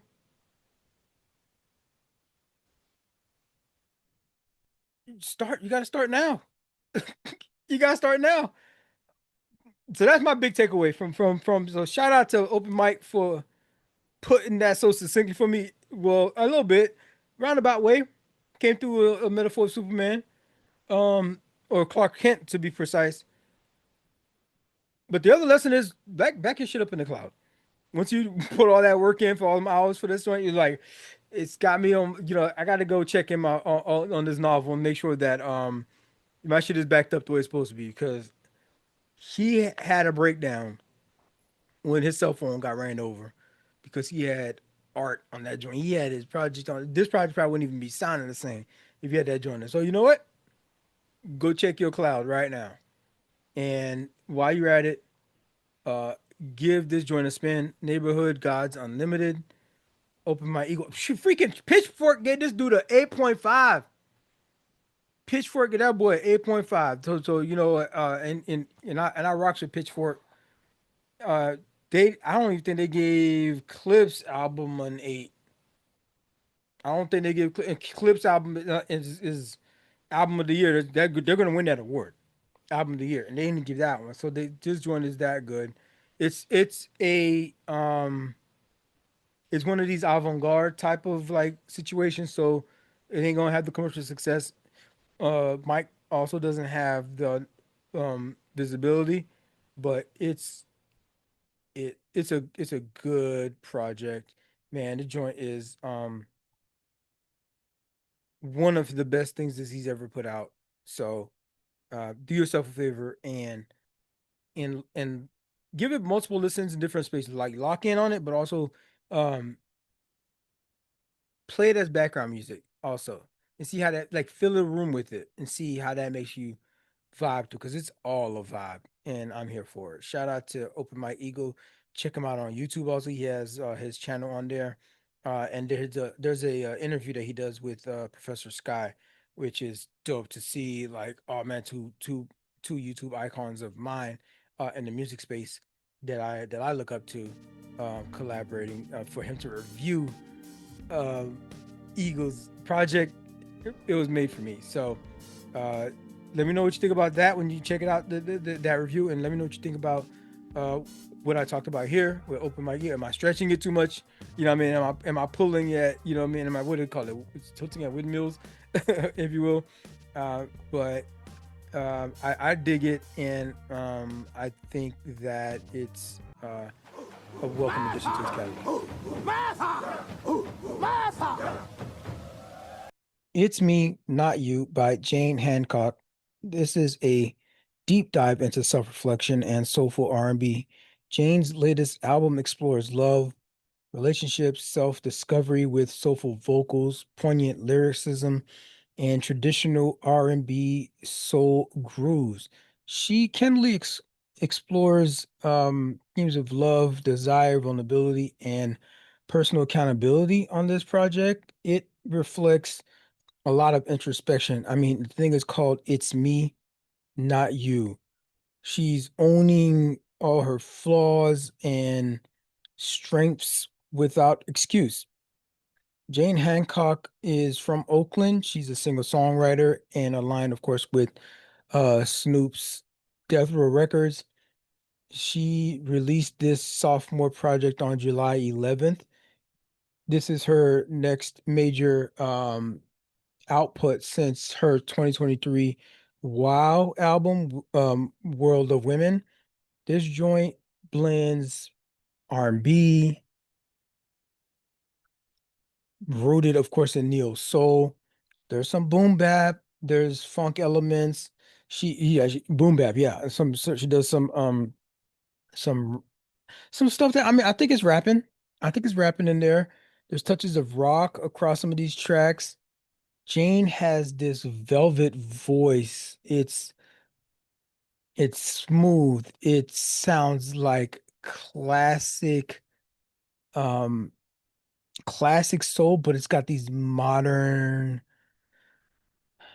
elements at the same time. She even gives a dose of spoken word on certain points, she's a host of a radio show on this whole thing, and Snoop opens up the project by introducing kind of like the radio station, introducing her, sort of thing. So that's dope that he is not he doesn't not only does trying to buy back the block, uh he is getting her, he's on the project, you know what I mean? He has a name recognition, so he's on the project saying, introducing the next to the stage. It's kind of like being like the MC or of like a when Showtime at the Apollo or something like that, and like introducing this next, like you putting these people on and you're actually giving voice to it, being on the project, that says a lot. And he is co-signing it, and I'm reviewing it because he was right. He was right on this one. He hit on another talent that is um not about just the aesthetics of what you know music capitalism is selling. Take the track Sorry, for example, right? I think I think they're honing in on something here. She's got this bar that goes don't leave me now. She sings it that way, right? Uh, because you mean a lot, right? I could pick you out of a crowd with a blindfold. That's how much you really shine. I wanna get it together, go through whatever. We only get better. When she did the don't leave me now, I was like, wait. Something's happening here.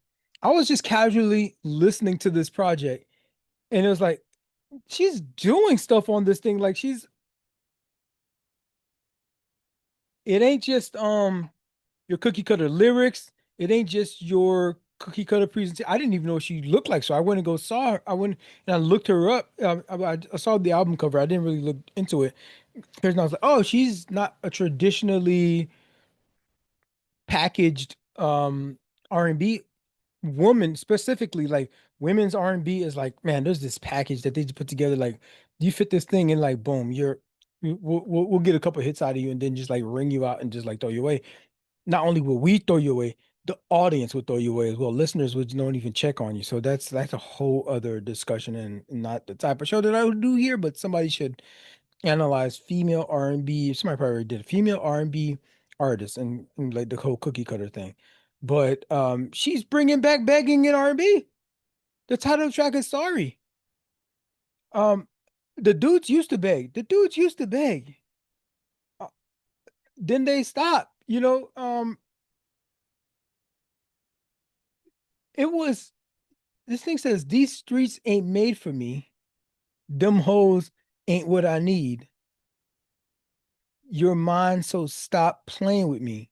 It's crazy when you're gone. Hate it when you leave. I know I said some things I didn't mean, but baby, please. She said, but baby, please.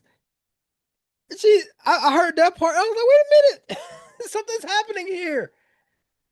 She's bringing back begging in R&B and soul, like the begging, baby, please, no, baby, no, baby, please, right? That's stuff that like that desperation of like I don't fucked up, or even if I didn't fuck up, or maybe you fucked up, but like I still don't want you to leave. Like that begging part that we loved about, and not to say that's healthy for relationships in real life, but there was this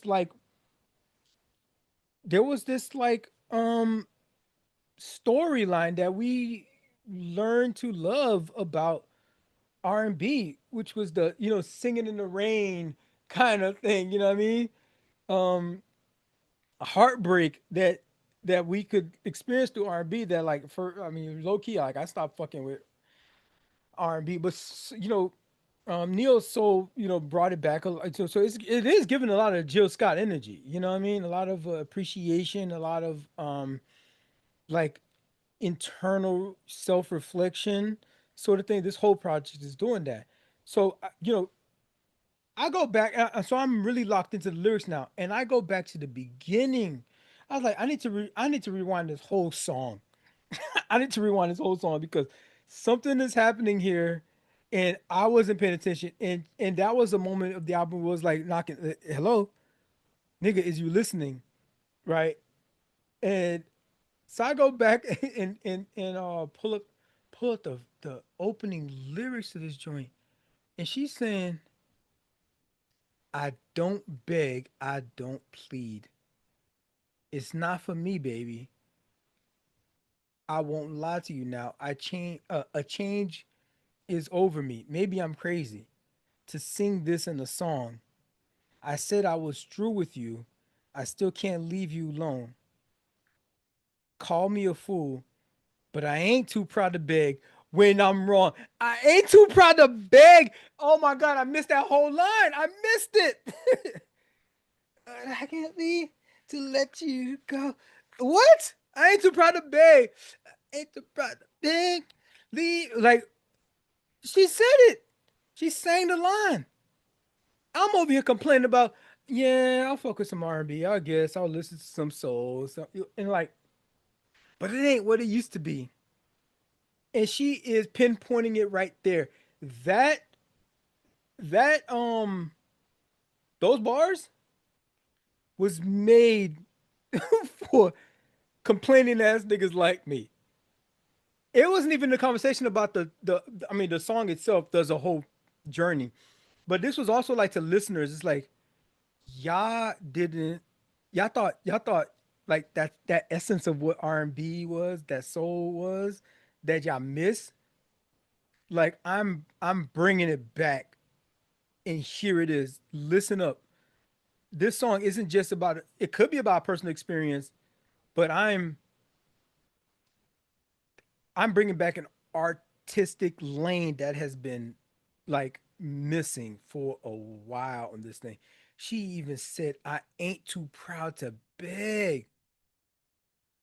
So I listened up, I perked up, and I listened in, and it's such a good project. She is so good at carrying the torch for what this does. This next track, this comes a little bit later on the album. "Stare at Me" with Anderson Paak. First of all, she got that other joint before then with BJ the Chicago Kid. I think I might have featured him on a project before, on one of these reviews before, BJ the Chicago Kid. But "Stare at Me" with Anderson Paak. This joint is amazing.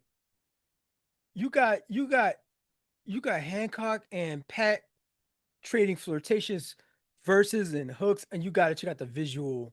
They got a visual out for this thing, right? This the whole project is soulful. It's groovy. There's this West Coast swing, with these jazzy chords. It was like funk. It was this the midline of funk and disco, which becoming dance. This is what she right, and she's captured it. She's captured it somehow. Specifically in this track, Anderson Paak comes in, especially with those drums and the timing that he has on those drums. Um, he opens up, "Oh baby, oh baby Jane, baby Jane, baby Jane, baby Jane, baby Jane." Like they're just playful. "One day you'll marry me. Until that day, I'll be in LA when you want to rip and run the streets." And Jane comes in and matches that energy. I'm what I'm listening to this joint. Oh, I'm listening to this joint, and I feel like I low key get Is it just me, or is there a bum bum bum bum bum bum bum bum bum bum bum bum bum bum bum bum? It's like,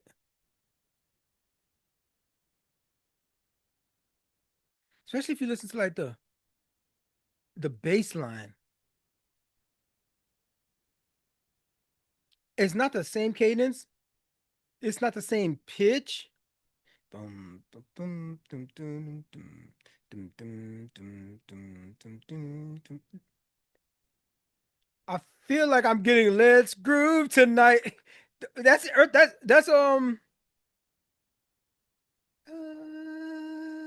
a 7'7" you. Bro, that's Earth, Wind, Fire. That's I'm like, I think that's what that is. it goes.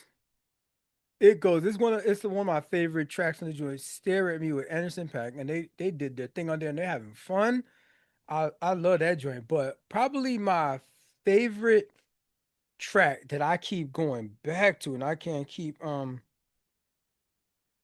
is the joint called? It's right before that. It's called For the Views. And if something is gonna be sticking in my like living rent free in my head for a long time to come, it's gonna be this one. That joint got a Biggie sample though, and she got a visual for this joint too. Um, the visuals are so subtle too. She ain't doing too much. I'm telling you, we're getting closer and closer to the singularity. This is what I'm looking for, where there is a visual for every track. I need like we got AI and all those videos that are great. They're doing a lot. Like Club is jumping, freaking what's that one track? Freaking iconic as don't go chasing waterfalls. All of that is going on. Freaking even remember the times.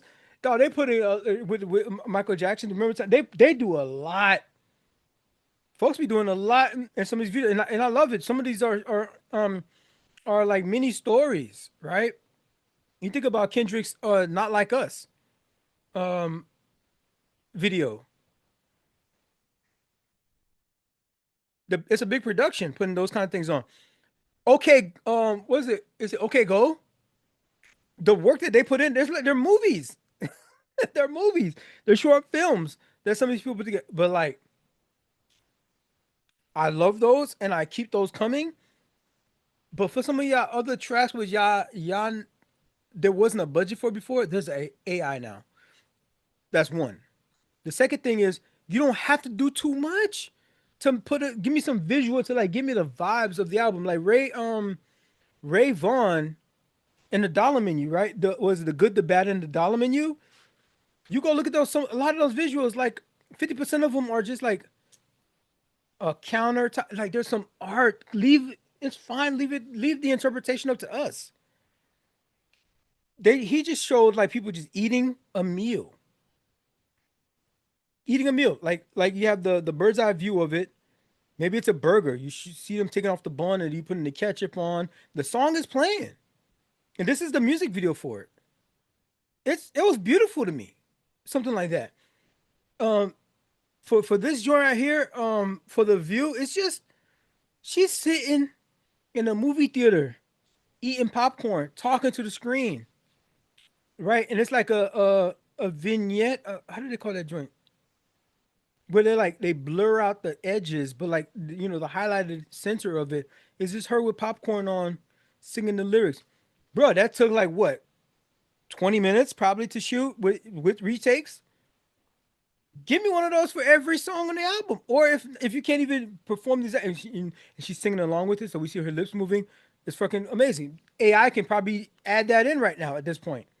I need a visual for every track. We gonna get there. I thought about this years ago.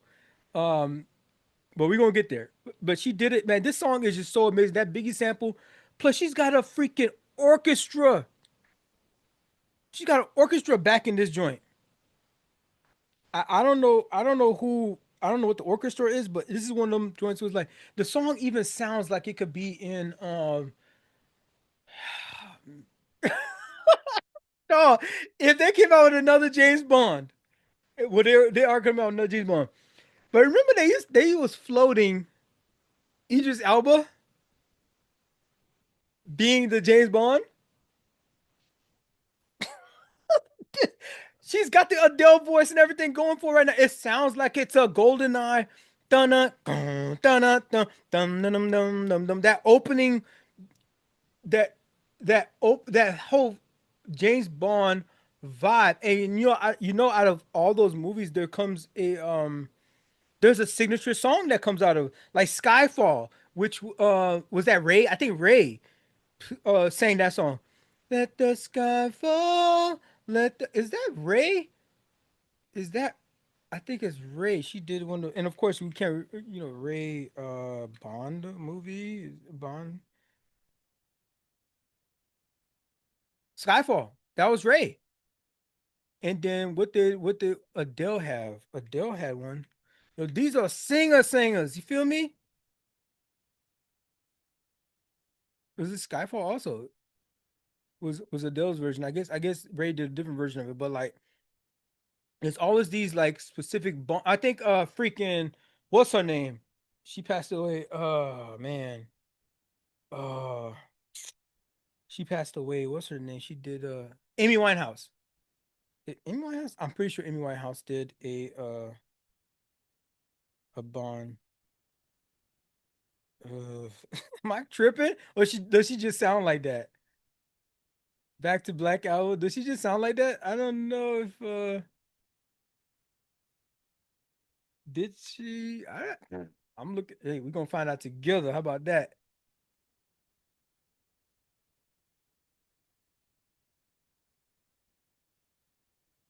Oh, she was supposed to be. Amy Winehouse was in talks to record the theme song for the 2008 James Bond film Quantum of Solace, but ultimately did not contribute to the movie. She met with producer Barbara Broccoli. Dang, but it's exactly that lane. It's exactly that lane for the View, and it's already ready to go. Package ready to go. Idris Elba being black, the Black Bond, and this joint with the Biggie Seven talking about if you don't know, now you know, nigga. You feel me? Right? It's man, the shit writes itself. People bring this to life, make this shit This is happen. culturally inappropriate. This is This culturally project is amazing. inappropriate. Then Death Row put their money behind this. Snoop put his money behind this. This is a defining moment for the legacy of what Snoop is trying to revive here, and the resurgence of what the new Death Row can look like. And he said it himself. He's trying to make this more than just rap. And Jane Hancock on this project is a defining moment for the soul branch of what Death Row is gonna be. Remember, they signed October London, and I'm pretty sure I reviewed that. I reviewed that October London project in 2023. What was this joint called? No, not 2023. What was this? October London. That October Nights. Yup. 2024. October Nights. That joint was fire. Right? Matter of fact, I'm gonna put that, I'm gonna spin that back right after this, because that joint was fire too. And that's Death Row. They got this R&B focus going on, and Snoop said that it's not about trying to change what Death Row is. It's just trying, but it's the evolution of Death Row. It's like, yo, we can do more than just rap. He talked about, bringing aboard, R&B artists, putting out, making grand and big R&B projects, soul projects, neo soul projects, even gospel, maybe even rock, right? I could totally see death metal. Hello, death metal. You know what I mean? Being put out on death row. Fuck it. Shit writes itself again, right? This current movement is intentional in its positioning Snoop as a competent um running the show, is a competent director of all of this that's going on there, and he's doing a lot himself. He just put out two albums this year, 2025. 2025 was the other one 2024. Either way, the last 10 months, the last 12 months, Snoop has put out two albums. That boy is working. He's in the booth. He was hosting the Olympics. That man is working, and he's got his footprint all over the resurgence of Death Row. He is one of our legends living, and he is working, and we could see that work. Unfortunately, he's been tied a little too much into this whole Donald Trump thing. I don't know if how much he feels specifically, because he's just talking mad shit about Donald Trump, and now he was doing some stuff that's like kind of promoting Trump. He hasn't explicitly said um that he's a Trump supporter, but he's some of his moves are suspect right now. but his work here and what he's doing reviving R&B and soul, and helping that revive. There was a period of time I stopped listening to R&B. It was just unlistenable to me. Uh, Between probably, ooh, a good 15-year period, maybe 2000 to 2015. 2000, 2015, I really did not listen to R&B. There was a couple things going on, but that shit wasn't R&B. Chris Brown came out. I think there was a whole controversy about him being the king of R&B or the prince of R&B or something. That music ain't R&B. He's pop. That nigga been pop. That nigga's pop and he been pop. Okay, and pop is fine. He's like Drake. Drake is pop. Yes, these pop niggas, man, they be wanting to infiltrate so bad. They want me, but they can't help themselves. And so, like, bro, like we like what you do over there. Like you're not R&B, so stop it. You're not neo soul. Stop it. You might have a couple of tracks here and there, and like we appreciate those, and we'll put it on our playlist. But don't be acting like you the prince of R&B. The fuck, or Drake, you the new king of rap. Fuck out of here. That's just disrespectful, and somebody got to call you out for it. Not to mention Chris Brown and all his fucking shenanigans out there that um just violent nature and all that stuff. So like that's you was already bringing the thug life into freaking R&B that you know you can't even I can't imagine Chris Brown begging talking about I ain't too proud to beg. No, that's not coming from Chris Brown. um so I love what Snoop is doing there. Jane Hancock on this project is the linchpin for Death Row with the neo soul route, and looking forward to what she got coming up.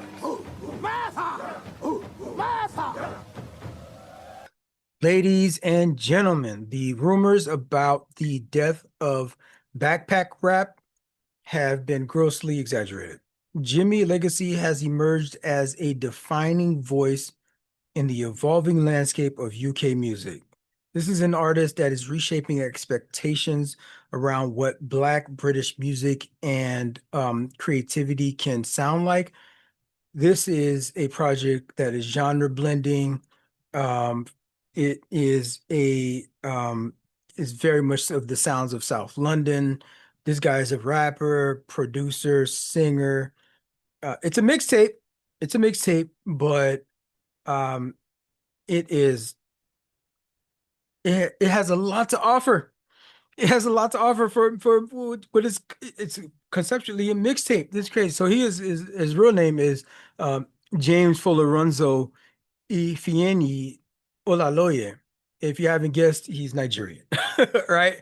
These Nigerians in the UK, man, they are saving British music, and they are making sure to put a they foot on their necks, letting them know that this is Black British music and what Black British music sounds like.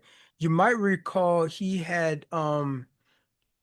co-wrote and produced this one that one track, Sprinter. Central C is on there, Dave. This was a big hit a couple of years ago, and it topped the rap charts for like 10 weeks that when it came out. Legxacy is making a sound here that is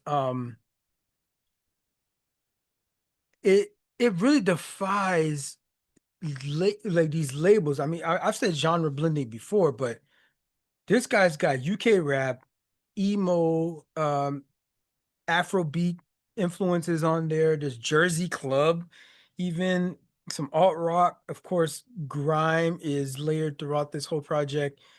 There's even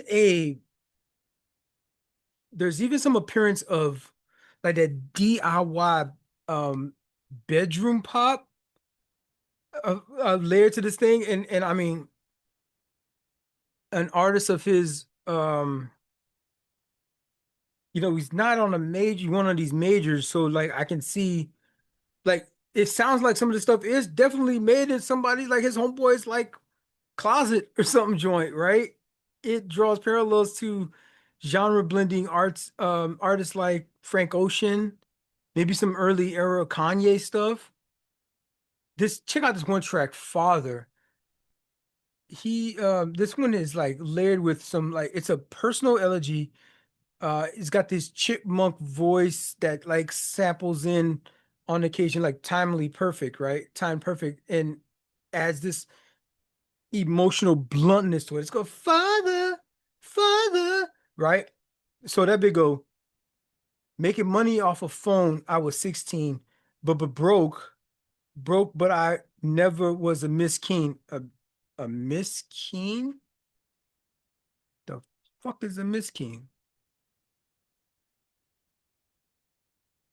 Miskin is an Arabic word that generally means poor, needy, or unfortunate.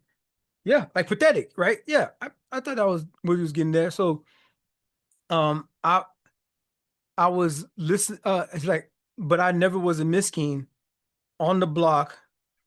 I was listening to Misky, rolling up a blunt, scheming for the funds. Yeah, said the keys what they want. Copper, Copper baddie what she wants, what you want. Making money off a phone. I was 16. Had no dad, but I never was a miskin. I'm trying to come up off the roads on my own too. I never had a father. I never had a father. Father, that chipmunk thing comes. I never had a father. That sample comes in, and she said she grew up all alone, had no father. Boy, misery loves company. Done it. I don't know if I'm drawn to these songs, because it's speaking to something within me, because I feel like I brought this up. I mean, listening to the Clips album. My pops died in 2010. My mom died in 96. But like I'm at the age where a lot of people are dying around me, and well, I mean, of course for me it was mad when I was mad younger, but like I feel a lot of people are now coming to these realization that their parents might not always be around, whether if it's like life circumstances or if it's like a health situation. So maybe that's what stuck out to me with this particular track. But this thing was um amongst this track and a bunch of others, he's weaving trauma, socioeconomic vulnerability throughout this whole thing, making references of being evicted as a kid. I was evicted as a kid. Like, I was evicted as a kid. That's my story. So he's like, I mean, he's all the way in London, you know what I mean? Or where is This he? is culturally inappropriate. This is In culturally South inappropriate. in Southern London.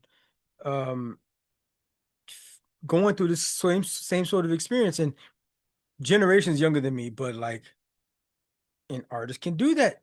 They can time travel. They can break generational curses. They can tap into the generational curse and speak to it. But this track, stick though, stick. Right? This is heartbreak wrapped in melody. It's a visceral memory collapsing in real time. This thing is layered. Um, it's emotional. It's chaos, but it's still like it flourishes in like its poetic composition. It's all poetry to me. So mind the lyrics though. Them niggas buy swag and then they wonder why it never stick. Okay, I get it. The vernacular and exactly this highfalutin stuff. This is still fucking poetry. Saw this when I was a jit. I got evicted and shit. I was around where the thugs out giving drugs out for the veins. I had to dance in the rain. Ever since the rain, then the chorus comes. Ever since the rain came, ever since the waves came crashing down on the water, cause my boat can't take no more water, so I'm gonna sink. Somebody tell this bastard to turn that mediocre bullshit off. He's talking to people that are out here like making music and like freaking, oh my God, there's so many artists out. It's so inundated. The rain, right? Inundated. So I'm gonna sink. We're listening to Jim Legacy right now. So shut the fuck up. That's the it's a mixtape. So you got that interlude, that ad lib that jumps in on there, and it's like, are y'all fucking listening? Like, there's a lot of bullshit out there, a lot. And here's somebody who's actually saying something, and who is putting it, packaging it. Granted, not in something that y'all used to, something that not in something that y'all expect, but Black British music, it captures the essence of Black British identity, and Legxacy's lens is has a filter of pain, nostalgia, cultural honesty that is melted into the entire project's DNA. It solidifies his position as one of these how do we, like he's one of these like these innovative thinkers of the new sound that is pushing the genre forward. If you are there's going to be people. So he's doing this thing with this UK um emo rap sound. Like he calls himself a pop artist, right? This UK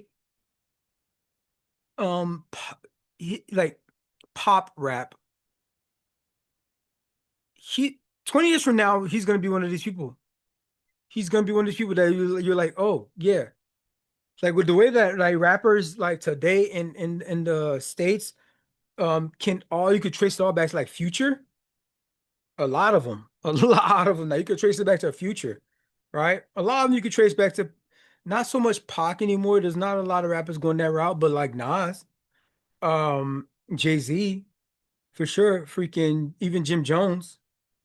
Uh you think of the triplicate rap flow that Migos introduced. But they didn't introduce it, but they brought their own kind of thing to it. But like there's people there's origin is gonna be Migos. And not to say that they're gonna be the biggest rappers or the biggest performers or biggest selling or anything like that at the end of the day, but Jim Legxacy is definitely sewing himself in as the legacy act of the genre whenever people catch on. The rest of y'all, if y'all ain't on Jim Legxacy, y'all just ain't catch on yet. And that's on you. After a near 4-year hiatus since Solar Power, Lorde returns with Virgin. This is an album that is both a rebirth and a reckoning, where Pure Heroine introduced us to her as the world-weary teenage prodigy, and Melodrama laid bare her emotional turmoil with Baroque pop grandeur. Virgin strips back the pretense and explores new territory. There's raw vulnerability happening here, spiritual ambiguity, and the messy process of reclaiming one's identity. Musically, Virgin is Lorde's most experimental work yet. This is produced alongside longtime collaborator Jack Antonoff, and we know he make the pop rock hits. This is Taylor Swift's main guy. And unexpectedly, we had addition in the production realm from Arca and Dev Hynes on a few selected tracks there. This album fuses a lot of ambient textures, does minimalist electronic beats. There's these haunting vocals that Lorde exposes throughout this entire thing. Like it occasionally dissolves into even like some glitchy abstraction. This is one of these artsy type of projects that it's stretching the boundary of the genre a lot. But it is indie pop rock electronic enough in its elements that it doesn't lose you if you're a fan of like that kind of specific kind of sound. It's less about the pop hooks on this thing than the emotional impression that Lorde expresses throughout this whole project. There's like a shifting soundscape that happens throughout this whole thing, and you just have to lock in and keep up throughout this thing. It moves away from the folk tone that she presented on solar power. Virgin is more raw. It has these electronic beats, these distorted synths, sometimes prioritized percussion over Lord's vocals, even. So, you know, a lot of Jack Antonoff happening here. But if you want to hit, if you want to make the charts, that's what you're going for. So it's kind of a weird balance that she's offering up such an emotional and transparent project while at the same time trying to make it commercially accessible.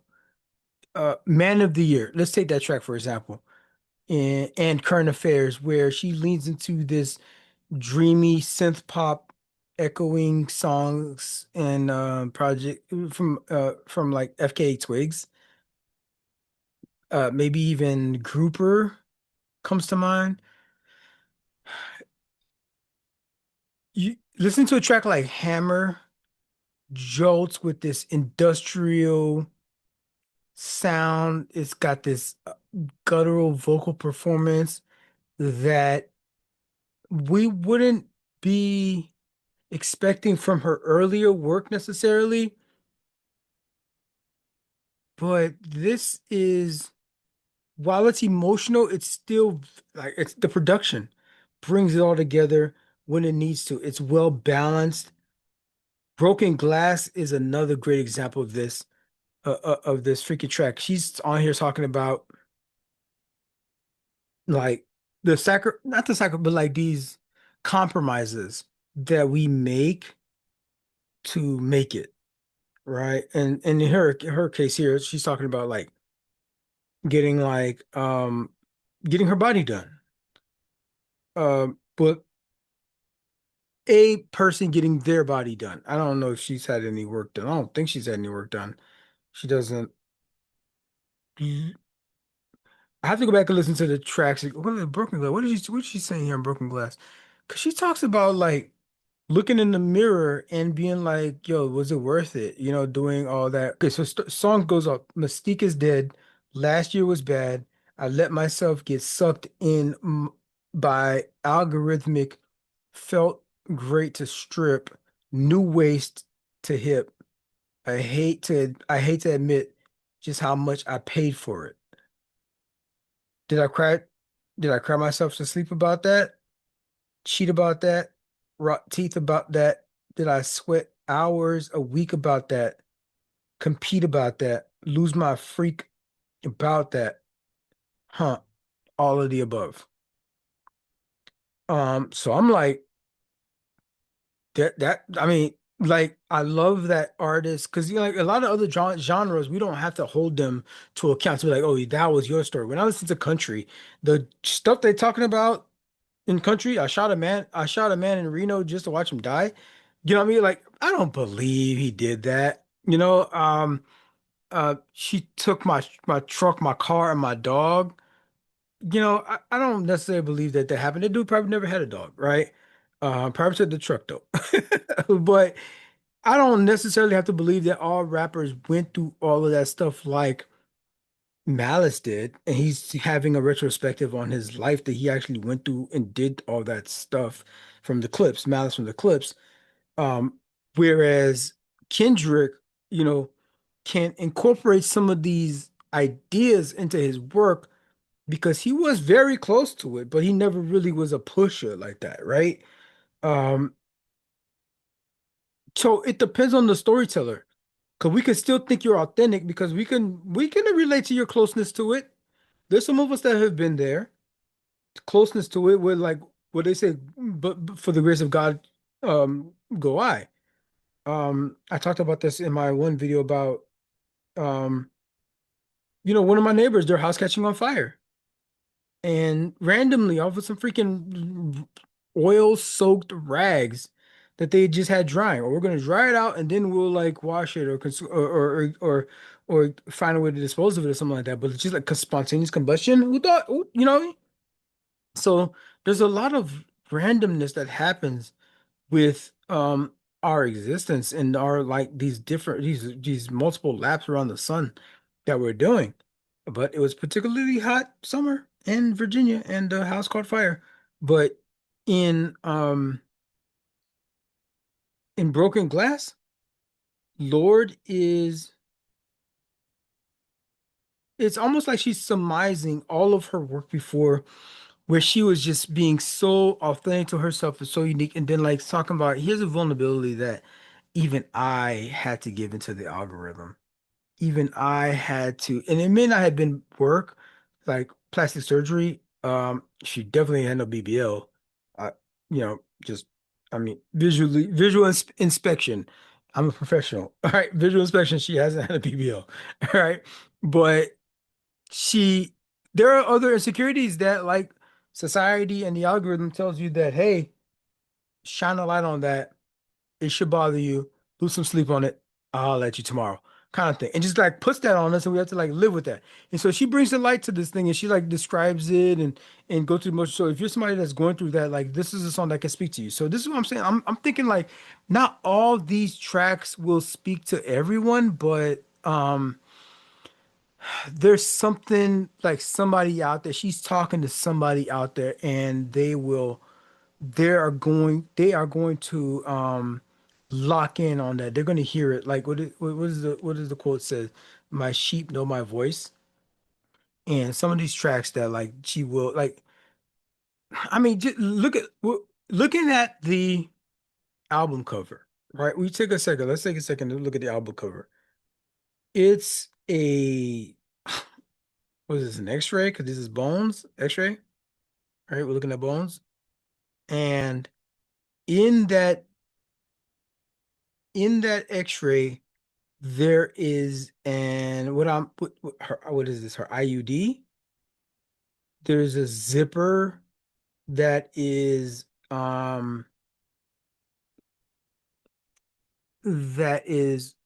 imposed on the image, and the album is called Virgin, and it's zipped up. The zipper is zipped all the way up, but it's an IUD. So like, bro, there's just so much. That's a lot of contradictions happening there. Like, if you're a virgin, why would you need an IUD? But also, like, the IUDs can help with hormonal balances, but like at a certain age, it kind of hurts you. And the zipper is zipped up, right? So it's talking about chastity. Um, but there's also the concept of being sexually free that's going on in this album. And sexually free means you're not a virgin. And she even has a line that says, like, if I was a virgin, I would give that to you too. Like in terms of the sacrifices and how much you mean to me and how much like I'm willing to sacrifice. Like if I was virgin, I'd give that to you. So this isn't just about like hormonal balance. This is talking about actual sexuality at certain points. Um, it's saying a lot. It's saying a lot, and she packages the whole thing in some. And a lot of these tracks they sound like casual productions, and the productions are immaculate. If you listen to it, like you hear certain things that happen in and out that like if you listen close, but like I could see a casual listener missing a lot of what's going on here, especially after her what was this one project she had before this was what was that joint? It was I mentioned earlier, it's freaking solar power. Solar power left a lot to be desired. She had, I mean, I I clicked on it because I mean I loved her since Pure Heroine, but like I saw wait, what's this? What's happening?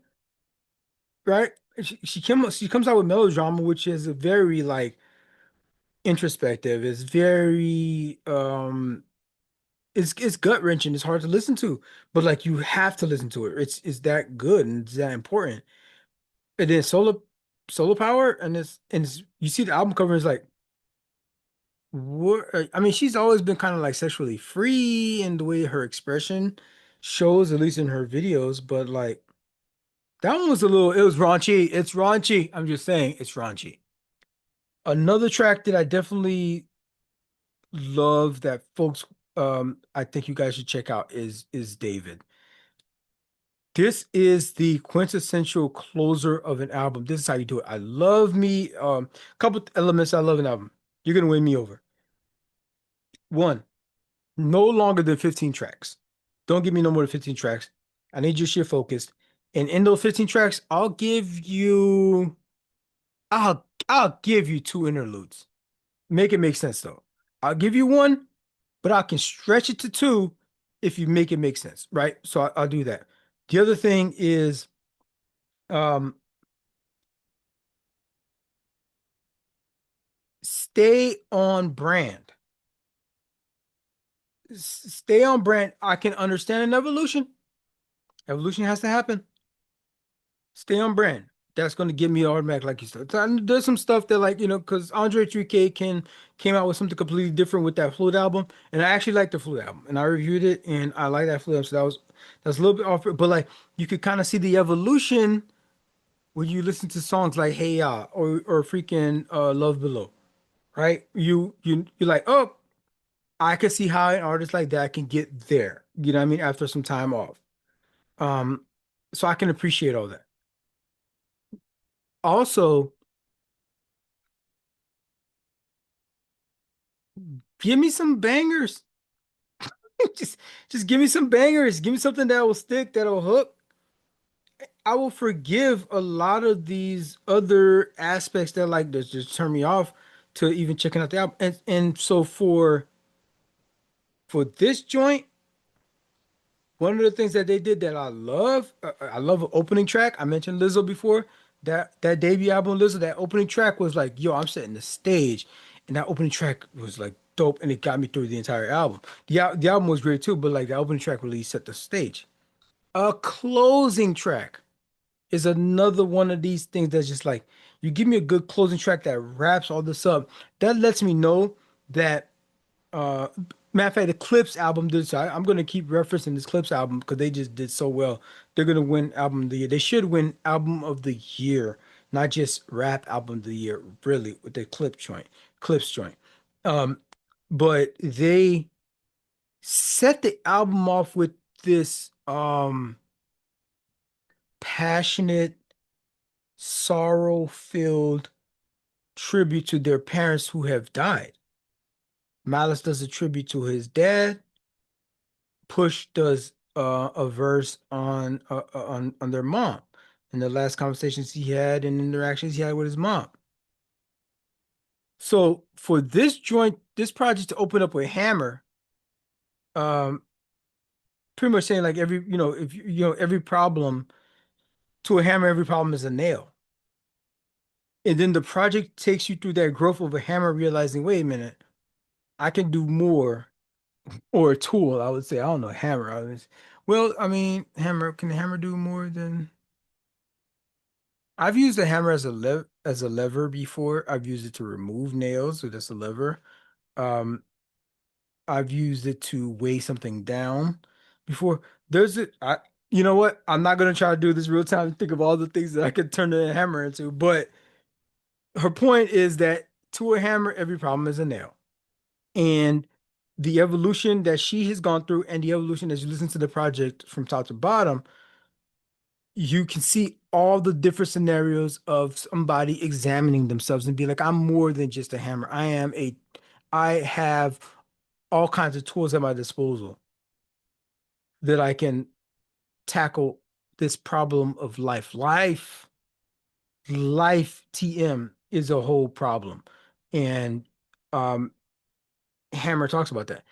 To the end of this project, we end up with David, and this is the quintessential, like I said, closer for an album.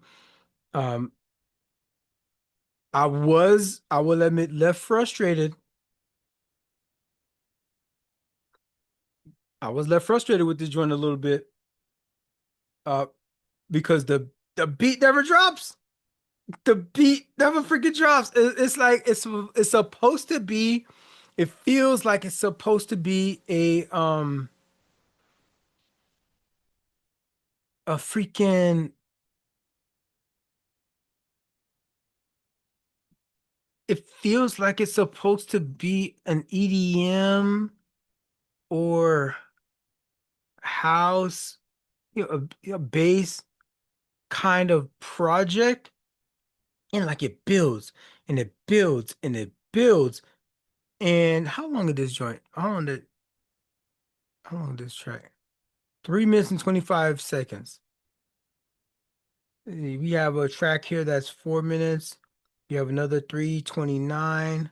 So it's one of the longer tracks, 3:25, the three or fourth longest track on the project. And so it builds. And if you like house, if you like bass, like you or EDM, you're waiting for that beat to drop. Like it builds, it builds, it builds, then like it drops, and the beat never drops. It just never drops. Like I need them to, oh man, I need a deluxe version. I'm gonna look out for this thing in the next few months because they need to drop the beat on that joint. And it's a gorgeous song. It's a fantastic song. David, for what it is, but it's edging. It's edging.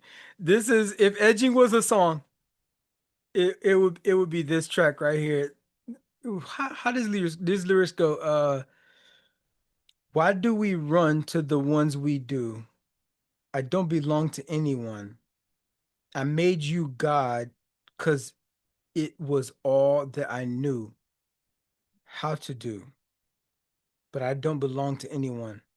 Am I ever gonna love again? Am I ever gonna love again? Am I ever gonna love again? She sort of like begs it for the rest of the project. Am I ever gonna love again? Am I ever gonna love again? It's just building and building and building.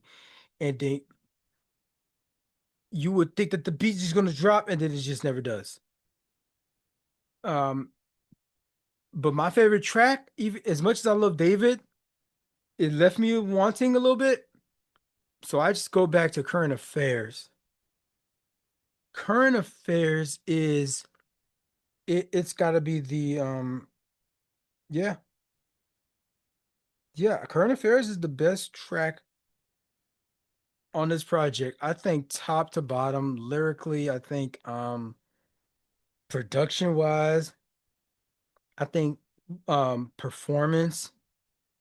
All alone in my room, watching the tape of their honeymoon on the boat. It was pure and true. The film came out. Hope that we can ignore. Voices we hear through the open door. Would you dive to the ocean floor just to take my pearl? Wait a minute. And I'm like, wait a minute. Did she just say that you're watching the tape of their honeymoon? You're watching the tape of their honeymoon. And the song is called Current Affairs. Wait a minute. Wait a minute. And this is from the perspective of the person that is, you're on the outside, ma. You ain't even in that relationship. And she is going through it. And she is going through it. It's like the side piece is going through it on this one. And she is putting it on wax. Because my bed is on fire. Mama, I'm so scared. Were you ever like this? Once you went out on the edge. And then she gets nasty because the stuff that he does, she says, he spit in my mouth like he's saying a prayer.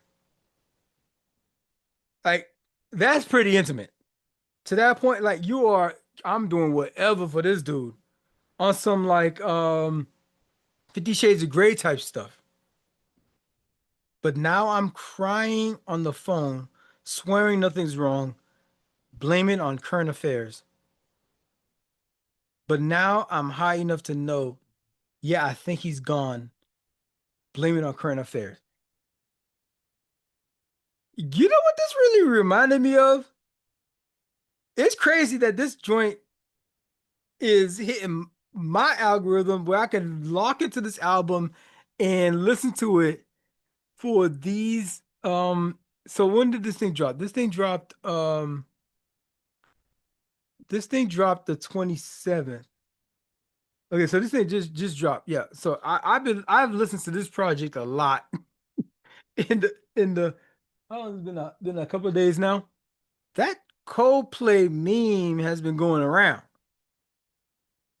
What that is this tech CEO from what these food was? This was Nautilus or space some what are these foods called? Astronomer. Yep, astronomer. This was the yeah, this was the tech CEO. This was astronomer. Oh my goodness, bro. This dude was so Coldplay had a concert. They're performing and they got this like jumbotron camera thing that is going throughout the audience and like featuring different people that are hugged up and stuff. Like it's a lovey-dovey kind of situation. And they go to one couple, they're doing their thing. They're like, oh, that's cute. They go to another couple, oh, that's cute. Then there was this one couple that they went to up in the suites. Turns out this dude, Andy Byron, who is the CEO for this company Astronomer, this dude got caught in this intimate moment with Kristen K-Bot. She is the HR director for the same company, for Astronomer. And so Chris Martin is on the mic like, they finally realize that they're on the screen like, oh shit. And so this dude like ducks down and mommy is like, oh no, what? Nope, I don't want to be on camera. But like Chris Martin is like, look at these guys. They're either really shy or I'm just spitballing. Either they're having an affair or they're just very spitballing. shy. This dude is spitballing here, or they're having an affair. And now this Lorde song is current affairs, right? And I'm like, come on. If having an affair could like ever have been more obvious, like Yatu was the poster child for the joint. Turns out both of these niggas was married. She's married, he's married. They out here just at this corporate. I don't know. I think one of the other women that was pictured in this thing, she might have worked for the company also. Oh my goodness. It's a mess. It's a freaking mess. And the company, he had to resign. I don't know if she ended up resigning. They both should resign, really having this relationship because like you're the CEO, she's a subordinate. But also like when you're HR, if anybody has a complaint about anybody in the company, even if they have a complaint about CEO, they go to you. I have a complaint about CEO, and maybe you bring it up to the board, or you know what I mean, or maybe bring it up to them directly. But like, can nobody trust you, man? You fucking this dude, bro. You hugged up. They looked like they was in love. They looked like they was in love. I mean, they were hugged up. It wasn't no casual like, yo, this is my side piece. I'm out here. Maybe you do like the shoulder lean kind of hug kind of situation, something like that. But man, they were like prom picture style. Right? They were prom picture style before the camera got to them. And the camera got to them. And it took them a second. It took them a quick second to realize, oh shit, my life is imploding before my very eyes. Bruh. Bruh. Cheating out loud. Both of y'all out loud. So that's what that was. And Lorde is channeling this sort of thing, talking about all alone in my room watching the tape of their honeymoon on a boat. It was pure and true. Then the film came out. Hope that we can ignore voices we hear through the open door. Would you dive into the ocean just to take my pearl? Like risking it all. These fools is risking it all just because somebody's sticking with they dick. Just because somebody's sticking with their pussy. Just like, the whole company like had to fire you because like he resigned. But like you're bringing shame onto the company. Like we're trying to make bread here. This is late stage capitalism. We got a revenue, profits, my guy, and you provide like all kinds of services with AI, that is prominent. That's becoming prominent in like the next wave of thing. Like you're already a billionaire. Think about where this company is going. These individuals that work for this company, and you just, I'm sorry, don't, it ain't a good look. You, my G, gotta go. So that's amazing that this happened to come out at the same time. Lorde has been challenging fiercely the this same algorithm that has us all in that fucking treadmill. And this project may not be for everybody, but it's more closely aligned to her. Bro, we outsiders. We outsiders. When you think of a track like Royals, we ain't Royals. Like I've never seen a diamond.